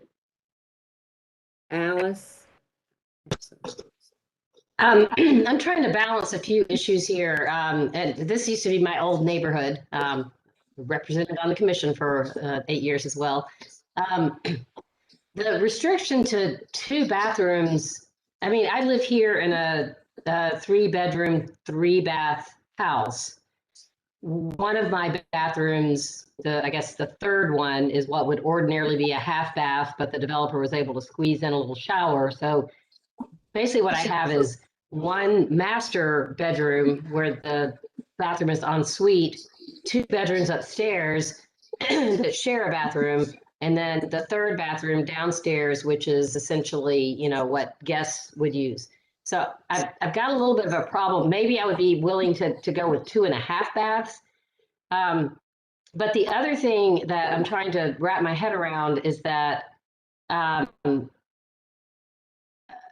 I think Brad alluded to this in our agenda setting, but because this is RM, we actually can monitor the bedrooms in the house, so that something that is called on the floor plan a library or a home office or something, but it has a closet, so therefore it's really a bedroom. That we can actually, because it's RM1, or I'm sorry, it's RM2. We can actually control that this is 3 bedrooms. Any other rooms in the house cannot be bedrooms because they can't meet the quality of bedrooms. So I'm just really torn about this. I think that we can expect that this would not be used as a traditional single family house. We can expect that young people, students, renters, whatever would live there. I also think that it's such a tricky question because of the location. On the one hand, it is exactly where we would put that kind of thing in the sense that it's adjacent to the, or it's part of the South Mills development, but it also kind of happens to be around the corner on Grand Ellen, which even though Grand Ellen has a lot of rental houses on it, they present as single family and are constrained by just the size of the lots and whatnot. So I just want to throw that out there and get some feedback because I'm really not sure how to think about this. Joey, and then I have a comment. I agree with Alice's comment. I mean, I don't, especially about the bathrooms. I don't restricting it to 2. I mean, if you've got a 2-story development, you're going to have an ensuite, and then you're going to have, a half bath or something downstairs. So I kind of have a little heartburn with that. But I mean, I think that location, this is a location for something like this. I mean, we talk about trying to mix in things with neighborhoods and find lots and add, different types of housing, and we talk about that week after or month after month, and then we get to something and we're like, no, that's not exactly how the street's supposed to look on this little spot. So we shouldn't try to fit in a duplex or something of this type of development. So I like this where it sits. I don't like the restricting of the bathrooms. I don't think that's fair to the developer for what they're going to put there, especially, the way things are designed these days. I just don't think that's smart for us to do that, to put that type of restriction. I'm gonna, I think everybody's either spoken or had opportunity, but I'm in a little bit different bent here. We have spent a considerable amount of time discussing the house and what we should do to the house to make this happen, or what we should do to the house to ensure this, but always centered around the house will exist. And I'm not, I really don't quite know where I am on this, but 2 things are really staring me in the face. One is that if planned developments are planned developments to exist, then we're kind of just jumping at saying, well, let's just get rid of it. We just won't do that one. We'll just leave that up. In 10 years on the commission, I don't think, Brad, you can correct me, but I don't think we've ever just ignored a PD. We have said there's a PD. No, we can't do that. So that kind of bothers me a little bit. And so then the second component to that is, okay, well, maybe nobody cares. Maybe it is okay because nobody cares. But we have a group of people who've hired an attorney to come and represent them to express their concern with this. So generally, our actions, I'm trying to compare this to how we generally respond to something. If there are people, neighbors who come and say, this is of concern to me, we pay attention to that. We hadn't even mentioned it. So it might be the right thing to do. I don't know. But those are 2 big things to me that I think we're doing that we don't normally do, or we do normally do. We don't normally just say, well, it's a PD, but we're just not gonna use it. And we normally really pay attention to what neighbors are saying to us. I don't know what for you to do with that, except those 2 things bother me about this. Katie. I just wanted to ask a question. I think my connection might not have been great. When the attorney was speaking, what were the major reasons that they didn't want this to be built. Could someone give me a really quick recap? I'm not sure that I can, but he's there. We could ask him to succinctly itemize them. Is Bill there? Yes, he is. Yeah, that'd Bill, be great. And can you just list them for us, 1, 2, 3? Certainly, there really are 3 or 4, and Oh. it's extremely important to my client. The first one is they purchased these properties with the understanding that this was permanent preserved natural area. They made financial investment decisions. A lot of these owners live there. The second one is there were substantial building setbacks provided for both in the narrative report and in the binding site plan, which are being ignored and nobody's really addressing. And all vehicular access to this development, this planned development, was off of South Millage to take the pressure off of the traditional single-family residential area around Grand Ellen. And plus, adding this development to this PD increases the density. And that was a big deal at the time, where the developer or the applicant said, look, we are having a reduced density multifamily development. All of those are being thrown out the window. Thank you, Bill. Does that answer your question, Katie? That gives you the information you needed. Okay, Matt? Yeah, I just wanted to, how many bedrooms are in the townhomes there? It's 8 units. Is it 24 bedrooms? Do we know that? I think it's a mix. I think 2 of them have 3-bedroom units and the other 6 have 2. I believe that's correct, but Okay, so maybe 18 or something like that. That sounds right. Yes. Does Mr. Berryman know the answer to that question? The bedroom mix is in the staff report. I can't call it up right now. The bedroom number in the townhomes? Yes. Oh, okay, I missed that. Thank you. And could you, the thing you just said about the setback requirements for the buildings in the binding PD, are those in the staff report as well? Because I didn't see those. No, What they're is not. the building setback requirement? The plan is so old that you can't scale the width, although it appears to be 10 to 15 feet on the south side. And then internal building setback lines for the townhomes are 30 feet. And that's in the narrative report for the original report. Thank you.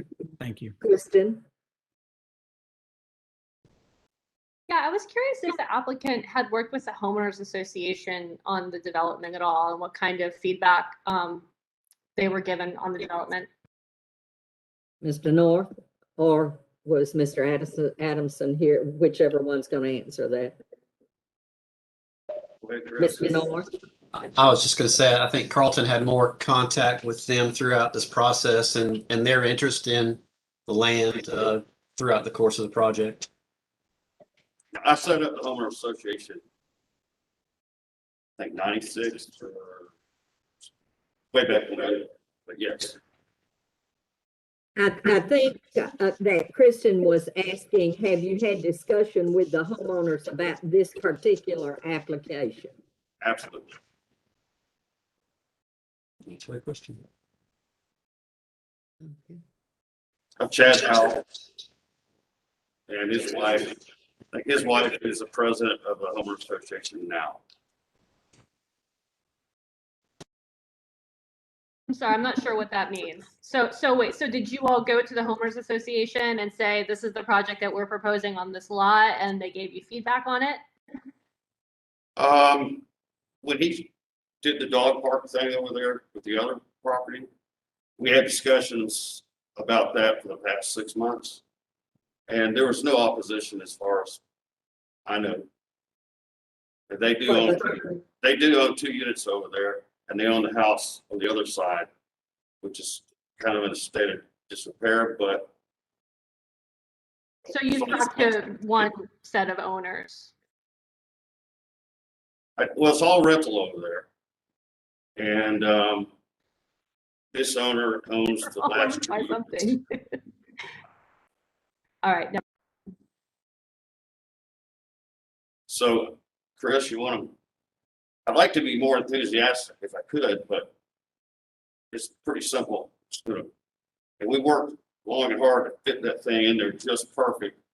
And the sidewalk, it needs a sidewalk because people walk up and down that road all the time. They're in the road. But I agree to put sidewalk over there just to tie it into the millage. So. Thank you, Mr. North. I think we'll wait on if there are further questions. Does anyone have a further question for Mr. North? Sarah? Oh, not for Mr. North. Okay, but Sarah, go ahead. Brad, could you refresh our memory on the fate of the application for the adjacent property that we recently saw? What did the commission do with that?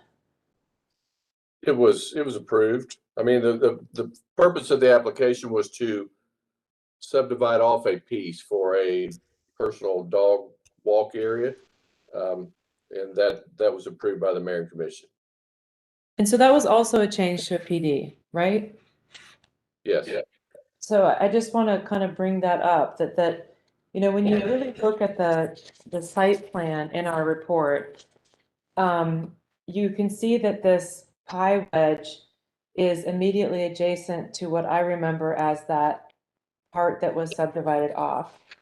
And in my view, although I'm sort of sensitive to Maxine's point that we haven't necessarily done something like that, we kind of just did with that dog park area. It was a little different because it wasn't developing it necessarily, so it is a different story. But when I look at the site location map inset on the larger site plan, I see a piece of pie that doesn't actually back up to the condos whatsoever. And I don't, my opinion about this hasn't changed, I guess is what I'm saying. And maybe the attorney representing the residents of the townhome will take this up further with the commission, but I don't see developing this piece of property in this way as significantly and negatively affecting the people living in those townhomes. Matt? Yeah, I agree with what Sarah just said. And as a general matter, I don't think I have a problem with the idea of putting a house here. I'm sympathetic to Lucy, Kristen, and Katie's point about maybe conditioning approval of the PD amendment that's proposed on limits on, the number of bathrooms, maybe limits on requiring compliance with the setbacks that are in the PD for the concrete area. I mean, this is, we amend PDs all the time, right? Usually it's because, there was some small change in, they took out a tree they weren't supposed to, or something happened. They needed to make some change. And we see that all the time, and that's not so extraordinary, but putting a house on an area that's designated as natural buffer and increasing the density above what's otherwise allowed by the RM zoning. If you put the townhomes and this pie piece back together, then the total number of bedrooms, I think, may end up higher than what would be approved as a 16 bedrooms per acre zoning. So I'm not sure I'm on board with ignoring the setback requirements in the original PD, which I don't see those in the application or the staff report, so I'm not sure what those are. But generally speaking, I have no problem with amending PDs. I just, and I think I could support a house here for the reasons that Sarah said.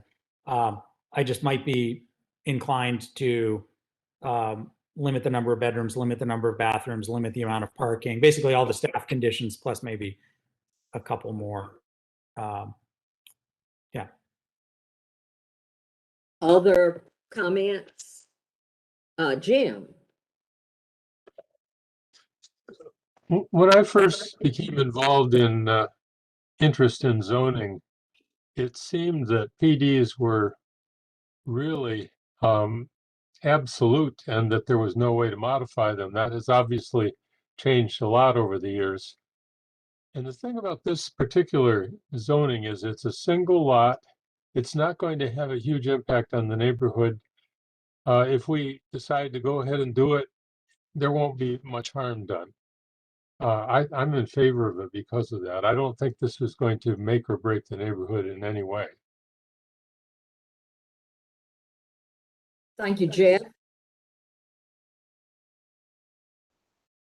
So, listening to Sarah made, I thought, some good points. And so I pulled up Q Public here and took a look at it.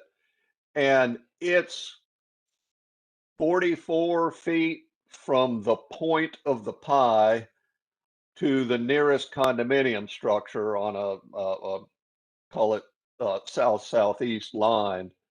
So as far as setbacks go from the condo, yeah, you know, it probably doesn't impact, except for the fact that they've paved the first bite of the pie. I mean, they paved almost all the way into the corner. And of course, we talked about tree management earlier, and I'm not sure that I guess, you know, I can't find my glasses, but I'm looking at the drawing here and I'm trying to see how close to the point the pavement comes. And if that's a 6 foot, we're 20 or 30 feet. So, you know, we've got a little bit of a buffer right there at the point. A lot of it depends on what the neighbor does to the south.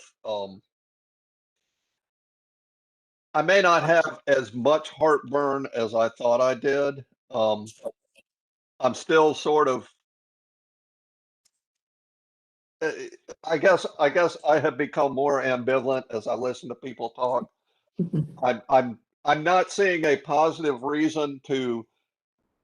I still haven't seen a positive reason to say yes, except it gives us some infill, and yay, we get a piece of sidewalk, which for years I've been advocating filling in the little missing pieces. I don't know how much more sidewalk is going down Grand Island. So, but I think Sarah makes an important point that deserves some consideration, that developing this piece of property, while it is a natural buffer for the condos, it actually does not abut the condos as such.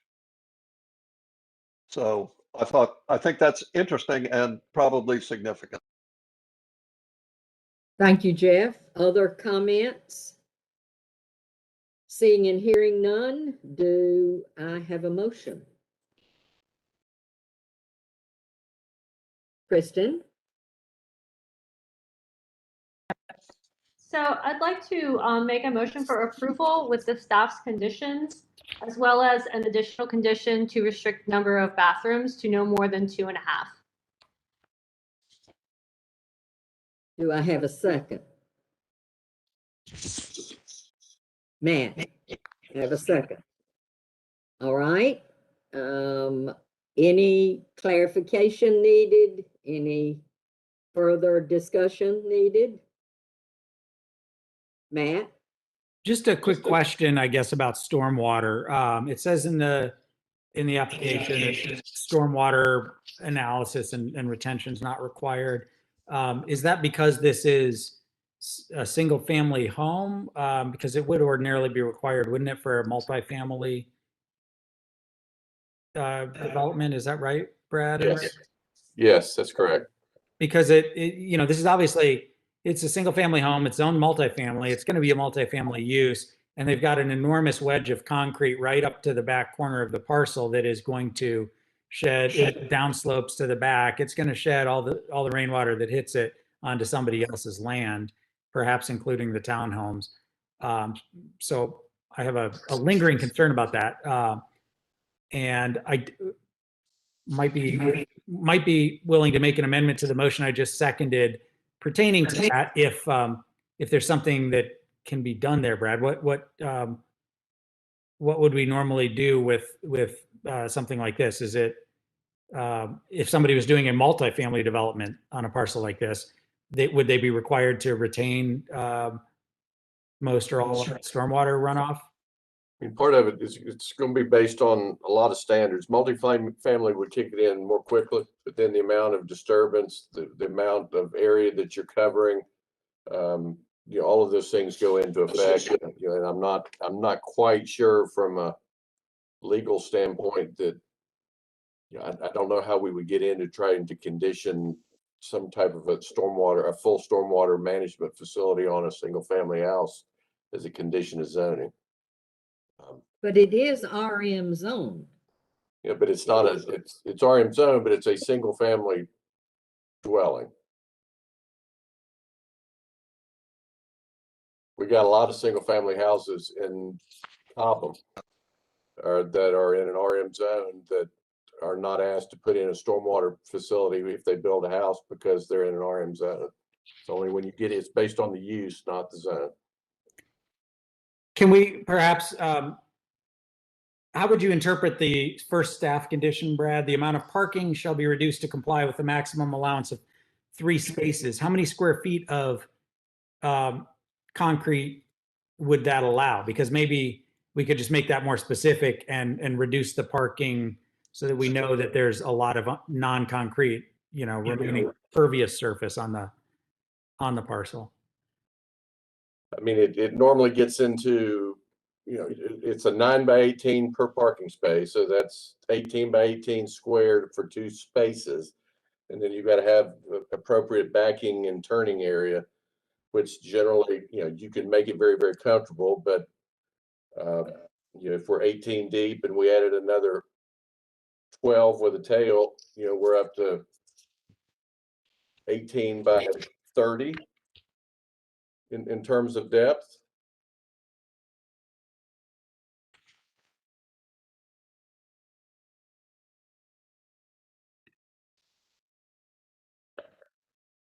Is that something that we would need to specify, or would like in that condition is the implication then that they would have to work with you to determine what that would mean? I mean, generally in the past on those, the condition has been put in place and then they would work with us as part of their permit to get it down to that point.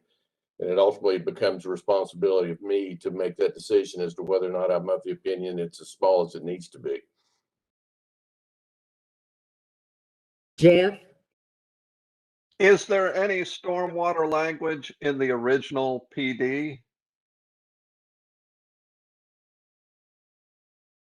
I'm sure, well, I'm not going to say I'm sure there is. There would have been stormwater required as part of the development of the original PD, but it would have been at a very different level than what's required today in terms of design and criteria.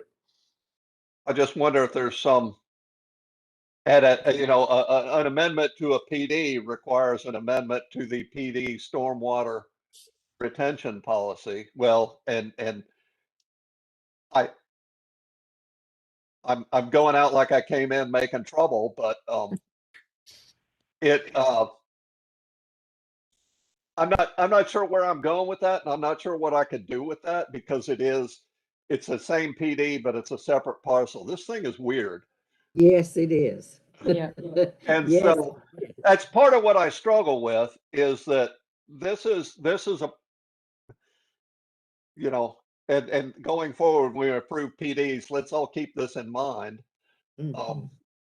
That you create situations like this. But yeah, I think, you know, there ought to be something that keeps all that water from, you know, being dumped on the neighbor's property, or at least dump it in the dog park if you got to dump it somewhere, so it doesn't go through a driveway or a backyard. I don't know if that can be arranged.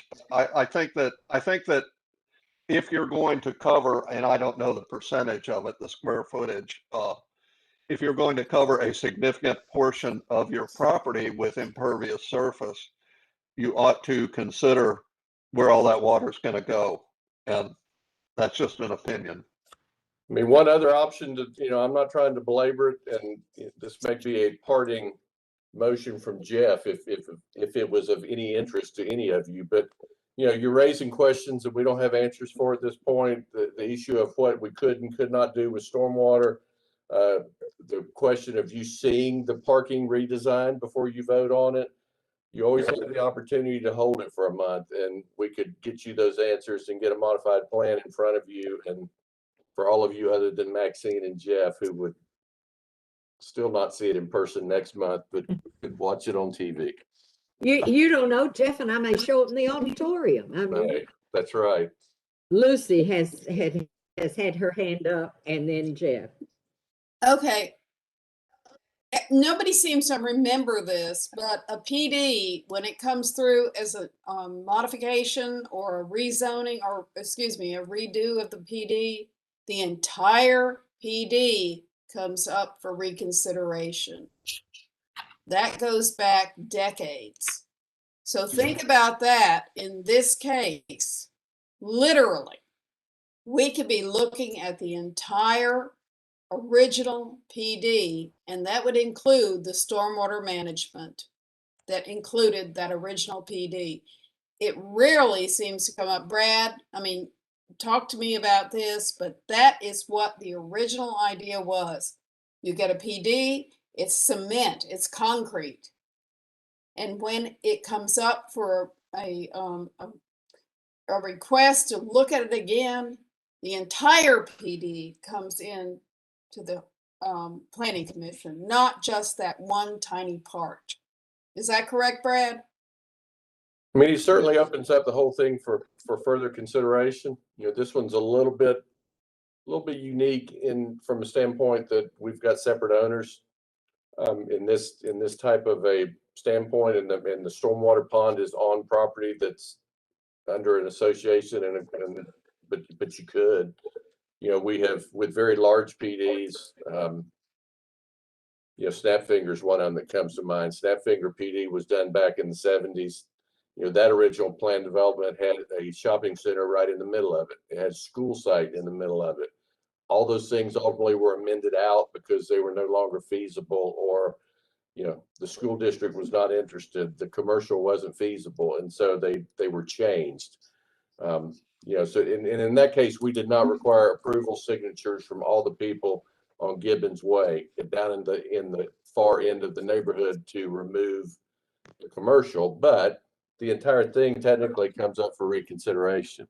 I'm just, you know, as it relates to stormwater especially, you know, there are some regulations.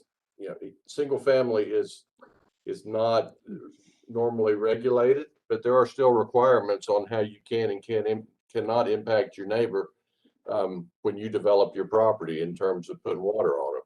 You know, and that's, you know, those things, you know, we may not have done a good job of explaining a lot of that to you, and I know you've got more questions, but you know, the question of whether or not the existing stormwater facility could be improved at the current applicant's expense to accommodate the stormwater.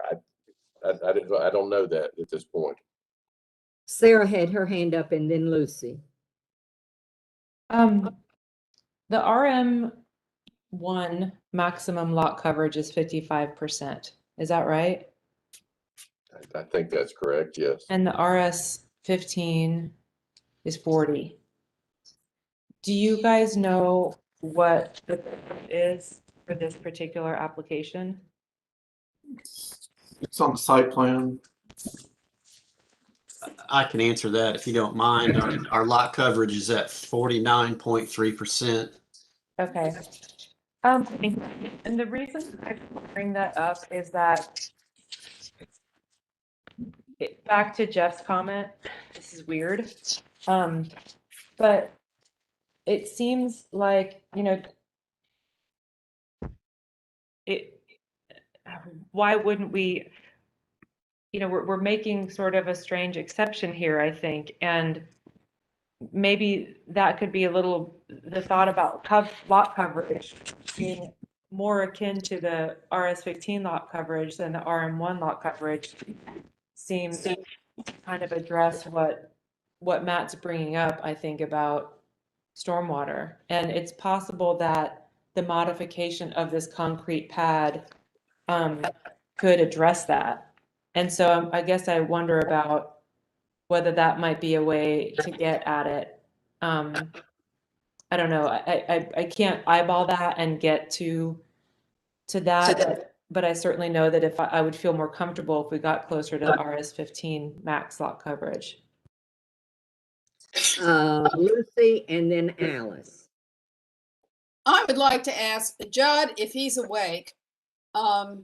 If his office, the attorney's office, could please give guidance to the Planning Commission about changes in PDs and as to how they are to be handled in the future. If they are what my remembrance or recollection is, that whenever a PD comes up to be reevaluated or rezoned or whatever you want to call it, if the entire PD is open, or if it is not, if it's just that tiny portion. I think that's very important for the Planning Commission to understand. This is what I understand from 30 years ago. And, you know, I'm about ready to get off this commission in the next couple of years. And I can't be the memory for the commission. So I would like for Judd Drake and his office to provide the Planning Commission and the planning staff with that kind of intelligence so that they know what a change in a plan development actually does. Thank you. I'll be happy to do that research and provide a memo regarding that matter. Thank you. Alice and then Matt. Excuse me, Lucy, thank you for that comment. Going back to the stormwater issue and Jeff throwing the monkey wrench in and Brad saying, well, maybe here's how your monkey wrench can go in there about the stormwater. I do wonder if we would all feel better about this if the parking pad were built of some more pervious surface rather than the concrete slab. It is a steep little hill going down there from South Millage, you know, down Grand Ellen. I'm very aware of that topography. And since we really don't have a way to require stormwater either retention or detention for this kind of thing, could we require better practices for parking?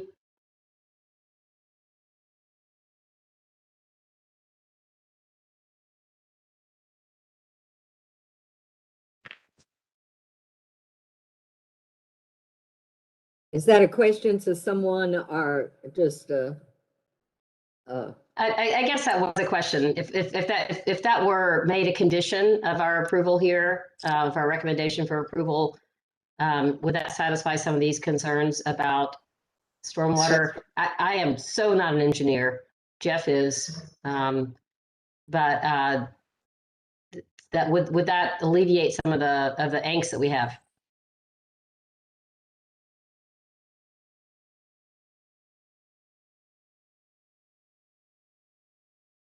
Jeff? I'm not necessarily, if I was to make a motion, I don't think it would be make a motion to hold it for a month. But I would want to see consideration of stormwater on the plan when it is presented to the mayor and commission. I think that it should be presented with that as a concern, and maybe showing sheet flow or whatever on the plan as part of what's given to the mayor and commission might be something to do. So I don't want to delay anybody else that I wouldn't inflict on myself. Other thoughts, questions, Matt? Yeah, I was just going to say, I like Sarah's idea, and maybe Alice's idea too, about pervious parking. But Sarah's idea that this is in an RS-15 area. The only reason this particular parcel has the benefit of RM zoning is because of the original PD.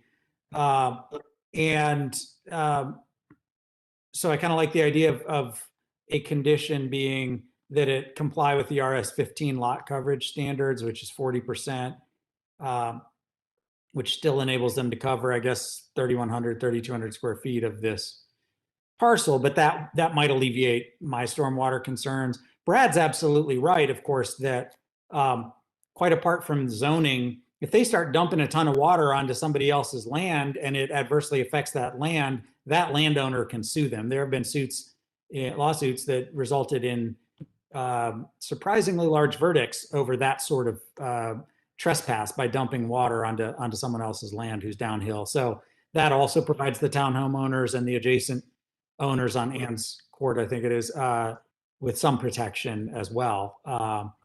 But I think my concern on this would maybe be alleviated by Sarah's proposal of the 40% coverage, or Alice's proposal of that the parking area just be constructed out of pervious surface rather than impervious surface.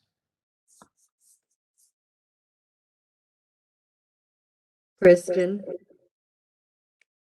So I guess since we have a motion on the floor, my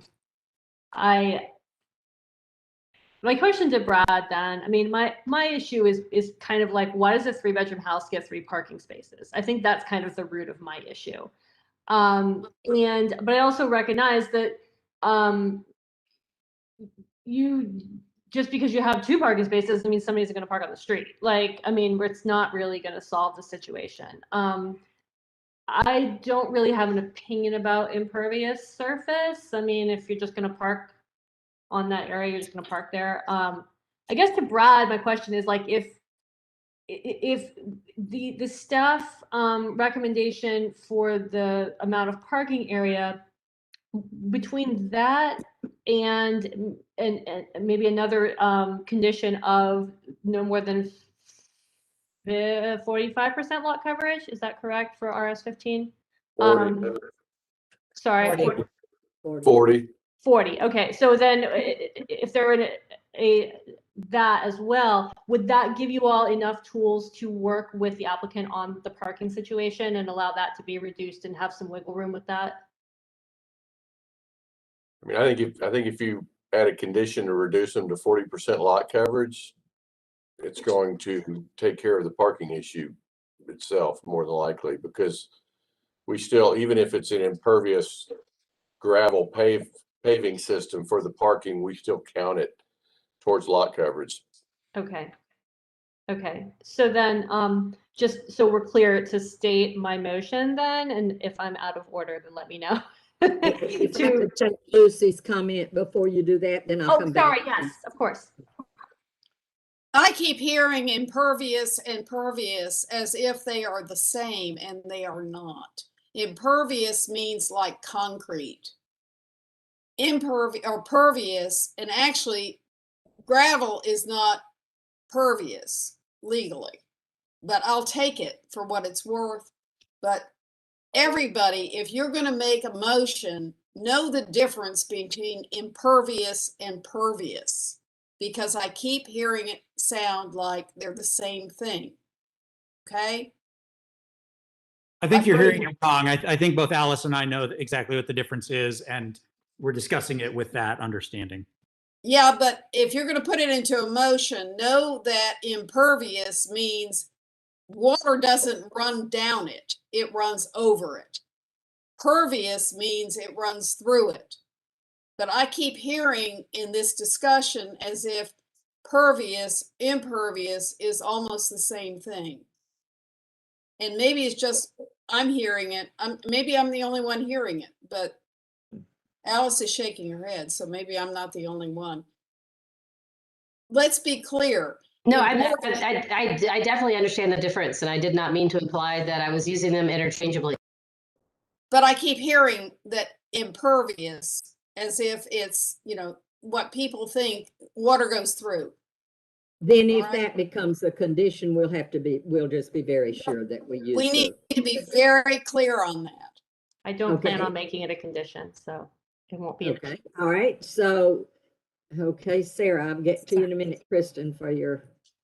I'm sorry, so if I've done my math correctly, this little idea that I said of holding this single family style house to the RS-15 impervious surface standards or maximum lot coverage standards would require them, if they're at 49% now, they're reducing 9% of whatever, of 7,800 square feet, more or less, which is about 700 square feet. So Brad, I guess my question is, that's a lot of square footage for this tiny wedge-shaped lot.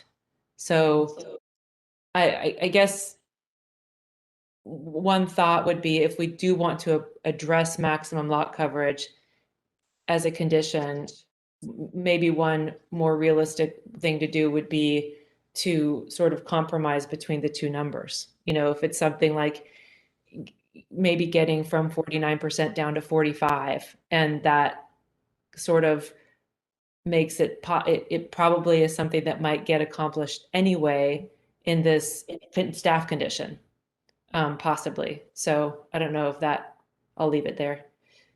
I want to make a comment, and this is not as a commissioner, this is as the chair. I get worried when we get so into suddenly we're doing the development. It seems to me that we need to accept this, or we need to identify the conditions, put them in motion, and then someone else has got to figure out how to make that happen. I don't think it's our job to redo the plan so that it seems to meet all our needs. I say that with all respect, but it seems like we're trying to redo the plan. Joey, and then Kristen, I'll come back to you. I'm sorry. Madam Chair, I actually thank you for saying that, because I'm sitting here listening to us trying to redevelop it and put limits on bathrooms, and then we're going to put limits on parking and allow street parking, when I know my office, someone complained down the street, so all of a sudden we showed up the next day and it was painted yellow. I mean, curbs get painted, it seems like at the drop of a hat, and street parking gets removed very easily. So I appreciate your comment about that when we're trying to redo the whole development. I think we need to stay focused. And I mean, we got a motion on the floor. I hope we could move on to the vote very soon, but I mean, I don't see why we can't approve this with the conditions that have been stated. Okay, Kristen, you've been trying your best to bring us back to your motion, or if you want, or maybe you're saying you want to amend it. I don't know. So where are you on it? Yeah, no, I mean, I agree. I think it's a weird project to begin with, just because of the whole situation, and I appreciate the entire discussion that we've had, because I don't think this is something we can take lightly. But that said, yeah, so my original motion stands. I'm going to leave it at the restriction of 2.5 bathrooms, and let staff work out the concrete apron issue. So okay, and so the motion stands that to approve it with conditions of staff plus an additional condition of 2.5 bathrooms. Is that correct? Okay, and so that was what was seconded. So are we ready to vote? Rick? Morales, yes. Rowland, Yes. Scarborough, Yes. Tucker, Yes. Anderson, Yes. Beresford, Yes. Goodrum, Yes. Paul, Yes. and Kinman. Yes. It's unanimous. All right. Interesting results, aren't they? All right. Then we will move now on to our final application, which is case number PD-2021-05-1321, located at 102 Lavender Road and 6045 Jefferson Road. Let me see if I can find a place here. This application, this binding application report from 2009 includes a voluntary restriction of signage to CN standards. The current request is to remove the 2009 restrictions and allow the signage permitted under the existing CG zoning classification. Rick? Okay, yeah, this is another plan development amendment. You see these often. This is the Elk Grove Development out there at Lavender and Jefferson Road. And the location map, this is an ortho photo showing an undeveloped property at this time. We have received plans for its development.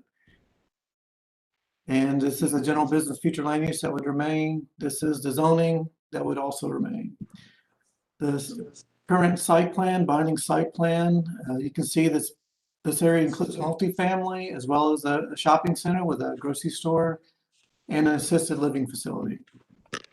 There's several parcels here around the shopping center, around the central parking area. You can see some pretty large buffer areas. There's a big buffer by the neighborhood in the back, as well as along Jefferson Road, and a bit smaller buffer along Lavender Road.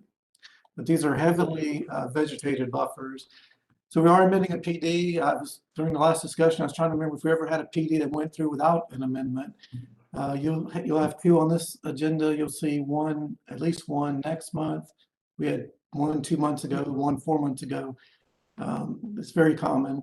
So we have 3 parcels here at 52 acres. Again, the approved uses are shopping center, multifamily, assisted living. Original PD was in 2000. And this is just to remove the signage restriction. At that time, it went from CN to CG in 2009. And they did want to keep the CN signage to CN standards. It was also included a couple of voluntary signage restrictions for wall signage and freestanding signage along Jefferson and Lavender Road.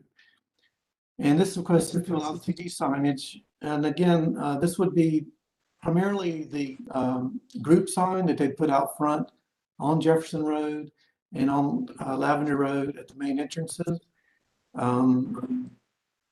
Otherwise be wall signage inside the shopping center, such as you normally see on a grocery store, very large wall signage. But because of the buffer and the distance from the roads, that would only be seen pretty much internally to the site. So you would not see those changes except for that group sign along the frontage. We do have a comparative analysis of the CN and CG signage in the staff report. We are recommending approval. Again, we have these signage restrictions of wall signs not face the streets. No freestanding signs in those areas except for that group sign. Required buffers. These are very, very heavily vegetated buffers. It would be hard to see any signs if they were trying to put them in those buffer areas.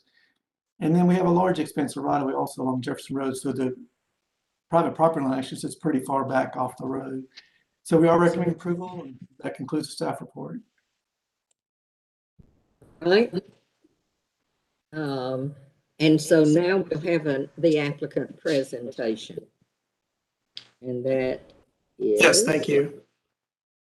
My name's Scott Haynes. I work for W&A Engineering. Can you hear me okay? Absolutely. Great, thank you. I'm here tonight representing New Oak Grove Area LLC. It's really nice to be with you this evening. Thank you for your time. I know it's gotten on this evening. This last one, hopefully it's great news. It looks like we're finally going to get a grocer for a project that's been promised one for, gosh, almost 2 decades, I guess now. We've been working over the last year to position this project now under the approved PD, and I can say that we are really close to getting this done. Construction plans on the retail portion, including the grocery, are currently under review by staff, and plans for the multifamily aren't far behind. That said, this entire deal really revolves around the continued securing of that grocery store tenant. One of the critical required elements for that grocer is adequate signage. Currently, this plan that was approved in 2009 restricts site signage to the CN standards as opposed to its underlying CG zoning. The plan that was approved in 2009 was designed to be insular in nature. It's, as Rick mentioned, has large landscape buffers that were required along Jefferson Road and also along Lavender. And although this does make for a nice interfacing type design, it also presents obvious challenges for the tenants in their effort to try and advertise their presence. CG standards really are appropriate for this location. The sign ordinance at the end of it in Appendix B actually lists several corridors where CG property must adhere to CN standards. So there's several places where this type of situation are particularly called out. And neither Lavender Road or Jefferson Road are on that list. Furthermore, the following section, Appendix C, lists locations where billboards are allowed. And that section does list Jefferson Road. So not only does the code not call for this condition, it really makes larger signage appropriate on this corridor. Our request is solely to remove the CN condition and allow for the rights under the base zoning. We have met with the Oak Grove HOA, and they did not express any concern over this request. We have provided them with information, including background on all the zoning history, and have made ourselves available for additional information if they would like. I ask that you all recommend approval tonight so we can continue moving ahead and bring a grocer to this location and really continue efforts to completing the overall Oak Grove master plan. Evan Condor with the development team is with us tonight as well, and he can answer any questions specific to the tenant. Thank you again for your time. I'm happy to answer any questions that you might have. Thank you, Scott. All right, we'll now move to public comment. Is there anyone who would like to speak in favor of this application? There's nobody here but me, Madam Chair. Okay, so hearing that, I think there is likely not anyone there who wants to speak in opposition to this application. So hearing no public comment related to this, we'll move behind the rail.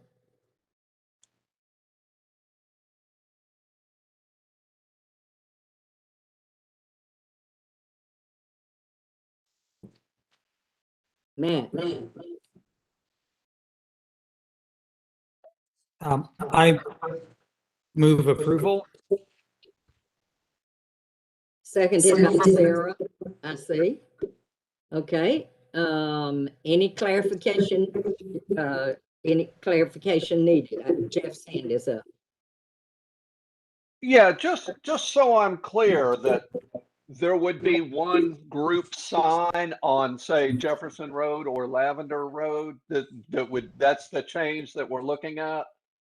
And all the other signs on the buildings would be facing into that sort of central parking area. I've read this thing 3 times and listened to the presentation twice, and I just want to make sure I just want to make sure I'm hearing pervious or impervious when I hear this. So basically, Jeff, you're correct that it allows a larger group sign to go on the entrance at Jefferson. We would anticipate there would also be one at one of the entrances along Lavender Road too.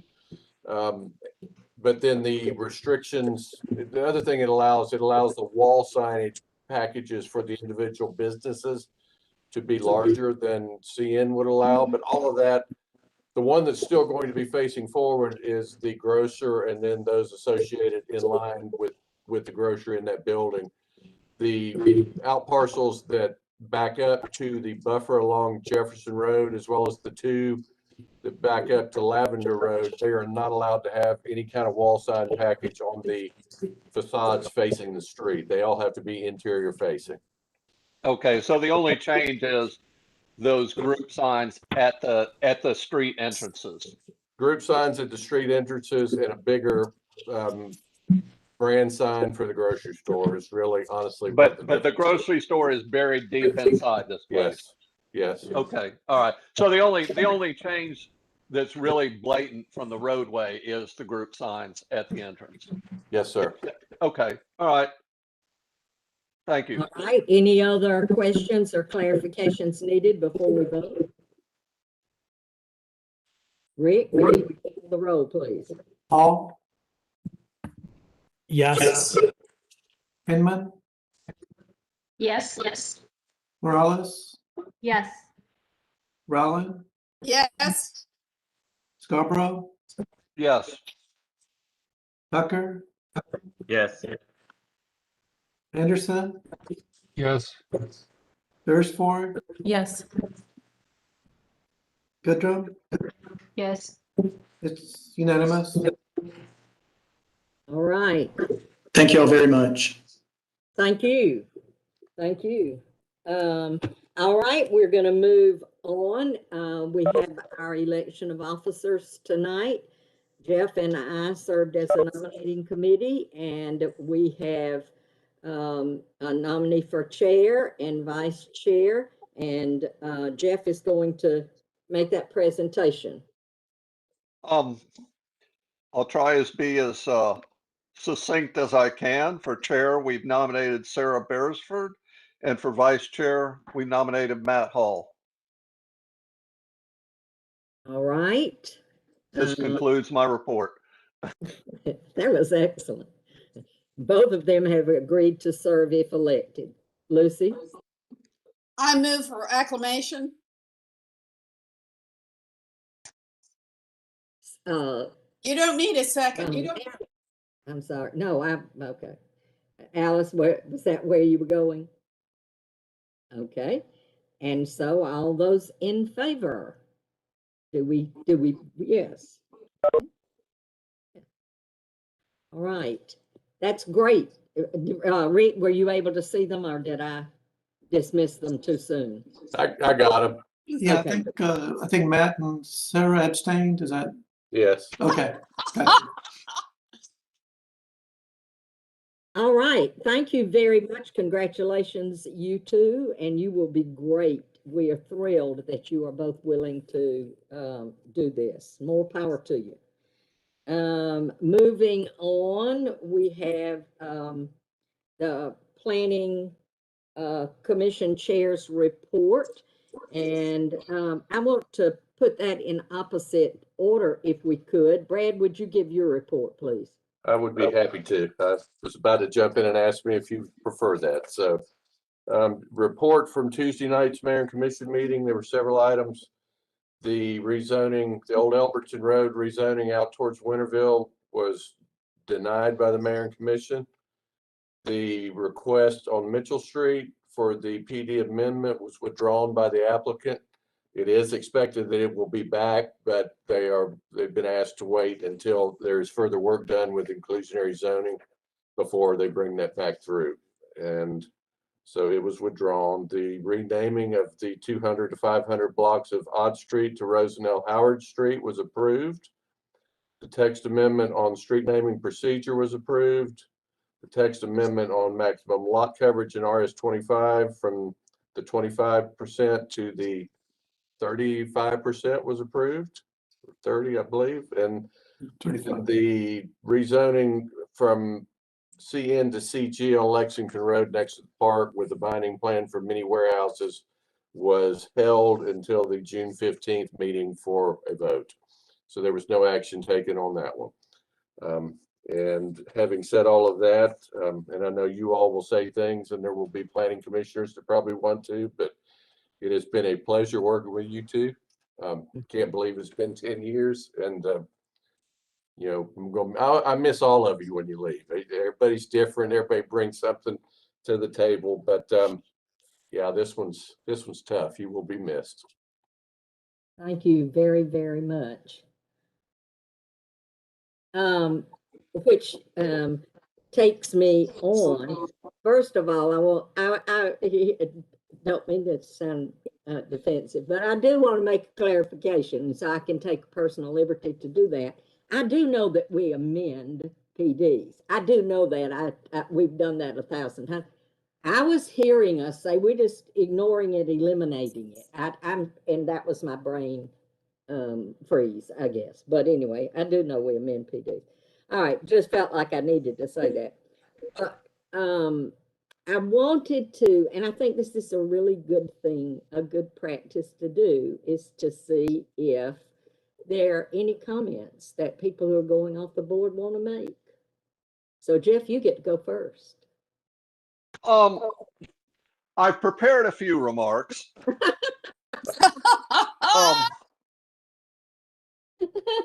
Oh me, I've created a monster. I'm thinking back to the first meeting where I created a stir with the bylaws and elections. So yeah, I remember that. So I'm glad to see that we got that sorted out. I feel like I've had a positive effect on the business of the Planning Commission. I do want to thank everybody who tolerates my rambling. And I appreciate the people who take that rambling and distill it into 20 words that I could have used instead of the 200 that I did. And I really have enjoyed this. It's always interesting. It's a great bunch of people. It's been, who wants to see sausage being made? But sometimes it's interesting. So, and I love this. I love hearing from the public. Who knows if I'll be back to apply for another position sometime. Right now, I'm retiring from work at the end of the year. All of my other obligations are getting wrapped up. I want to see what it's like for 6 months without being obligated to anybody for anything. And I'm sure that at the end of 6 months, I'll be bored. And if nothing else, I'll be out there in the audience heckling you, like I said. So thank you, everybody. It's been great. Staff, planning commissioners here, past, present, and future. A great bunch. Thank you. Thank you, Jeff. You've been a great asset to our commission. You should look for another engineer to get on here though, because you need that sort of off the wall kind of stuff. If I'm not wrong, Monique Sanders is an engineer. I think she is. Yes, she is. So there you go. Jeff, I tried to take your stormwater thing and run with it tonight. It didn't really work, but well, I did note today that our agenda was unanimous on every vote, and so that may be an accomplishment in itself. I'm not sure I've seen that in the last 10 years where we all agreed on everything. Not sure if that's good or not. I do remember at least one occasion where I was the lone wolf in opposition to the other 9. And, hey, it's got to happen sometimes. And I'm proud of that. I said my piece and probably used 200 words to say it, but, it's a nice way to go out. This was your platform, so you could use as many words as you wanted to. I have so many thoughts about this. It has been a really steep learning curve for me. I have thoroughly enjoyed it. I had one time that I recall that I was a lone wolf too, and I was just convinced that everyone else was wrong and I was right. And lo and behold, you know what? I was dead wrong. So, you get that no matter what you do. I do want to share something with you all tonight. You know that I feel really strongly about listening to people and hearing from the public, and don't ever let that go. I mean, make sure that happens. That's why we exist. But, well, part of why we exist. But speaking of being wrong, I want to commend something tonight that I really spoke strongly about, which was the Oconee Street School development. I want you all to go there. I went yesterday for the first time behind the building. I see the front of the building, all the time, and it's really looking really nice. I hope we don't have too much concrete in the front yard, but forget I said that. because I'm about to try to say something nice. So anyway, I went to the back of the building, and you know, my feelings were so strong about those two houses that were back there. You need to go look at them. Smith Planning and Brett Nave as the architect, they look great. They look great. So I guess all that to say, you know, we do the best we can do, and we lead from our heart, and then use our brains. But even when we do that, sometimes it's not always right. So whatever work we do, I think that's kind of the bottom line, is you lead from your heart and you work with your brain. So anyway, I'm very grateful to the commission for allowing me to do this for 10 years. It has been a joy. I have loved it. But through all of this 10 years, this group has been a great group, and a pleasure to work with, because you're so respectful of each other. Even when you totally disagree, and we have totally disagreed with each other, it's a respectful process. I appreciate the planning department, whose stuff we couldn't make moves without. But anyway, I've loved doing it, and I, like Jeff, have just given up all of my jobs. So that's kind of interesting. We'll see what now comes. But because I'm not a stay-home person. I've done that for a year when I couldn't leave. But it'll be a by choice of kinds of things that we want to do. But anyway, y'all are great. It's been wonderful work, such important work. And I didn't have any idea how important the work was when I walked into the first meeting. Now I know how important the work is. So thank you all. I think that's everything on my list. I just want to throw in one more comment, and maybe Alice will appreciate this. This is the greatest way to serve the public without having to run for office. That's exactly right, Jeff. That's exactly right. It is a great way to serve. Well, I will share one quick one-line story. Maxine called me today, as she often does before meeting, at about 4 o'clock, and I was kind of expecting it. And first thing she said was, "You don't think I was going to go this last meeting without getting you one more time, did you?" I told her, I said, "I don't believe this is the last call for 1 minute. You will be calling me in the future. I have no doubt, for one reason or another, but I will miss those calls." So Sarah, maybe me and you can talk. I don't know why he would think I would call to express my opinion about something. You've never done that to me. I don't think I'd do that so much, but anyway. But y'all are great. Keep doing the good work. And you may look up and see me and Jeff sitting in the back of the room. Or worse yet, not better yet, worse yet, we may be at the microphone. That would be really bad for you. So, okay, enough said. I think it's been a good night. What are we? 2 hours and 45 minutes. Sarah, maybe you can make it go faster. I'm doing the best I can. Maybe when you get back together, you could pull it a little better. So, all right, you all take care. Maxine. See ya. Maxine. Yes. I have to say, you are the best, or one of the best I ever knew, and so is Jeff. And I am going to really miss both of you so much. And I'm seeing Brad shake his head yes. Yes. Because he agrees with me. We have known so many over the years, but you are amazing. Thank you. We appreciate that. If you raise my pay, maybe I'll come back. Oh, hey, $12?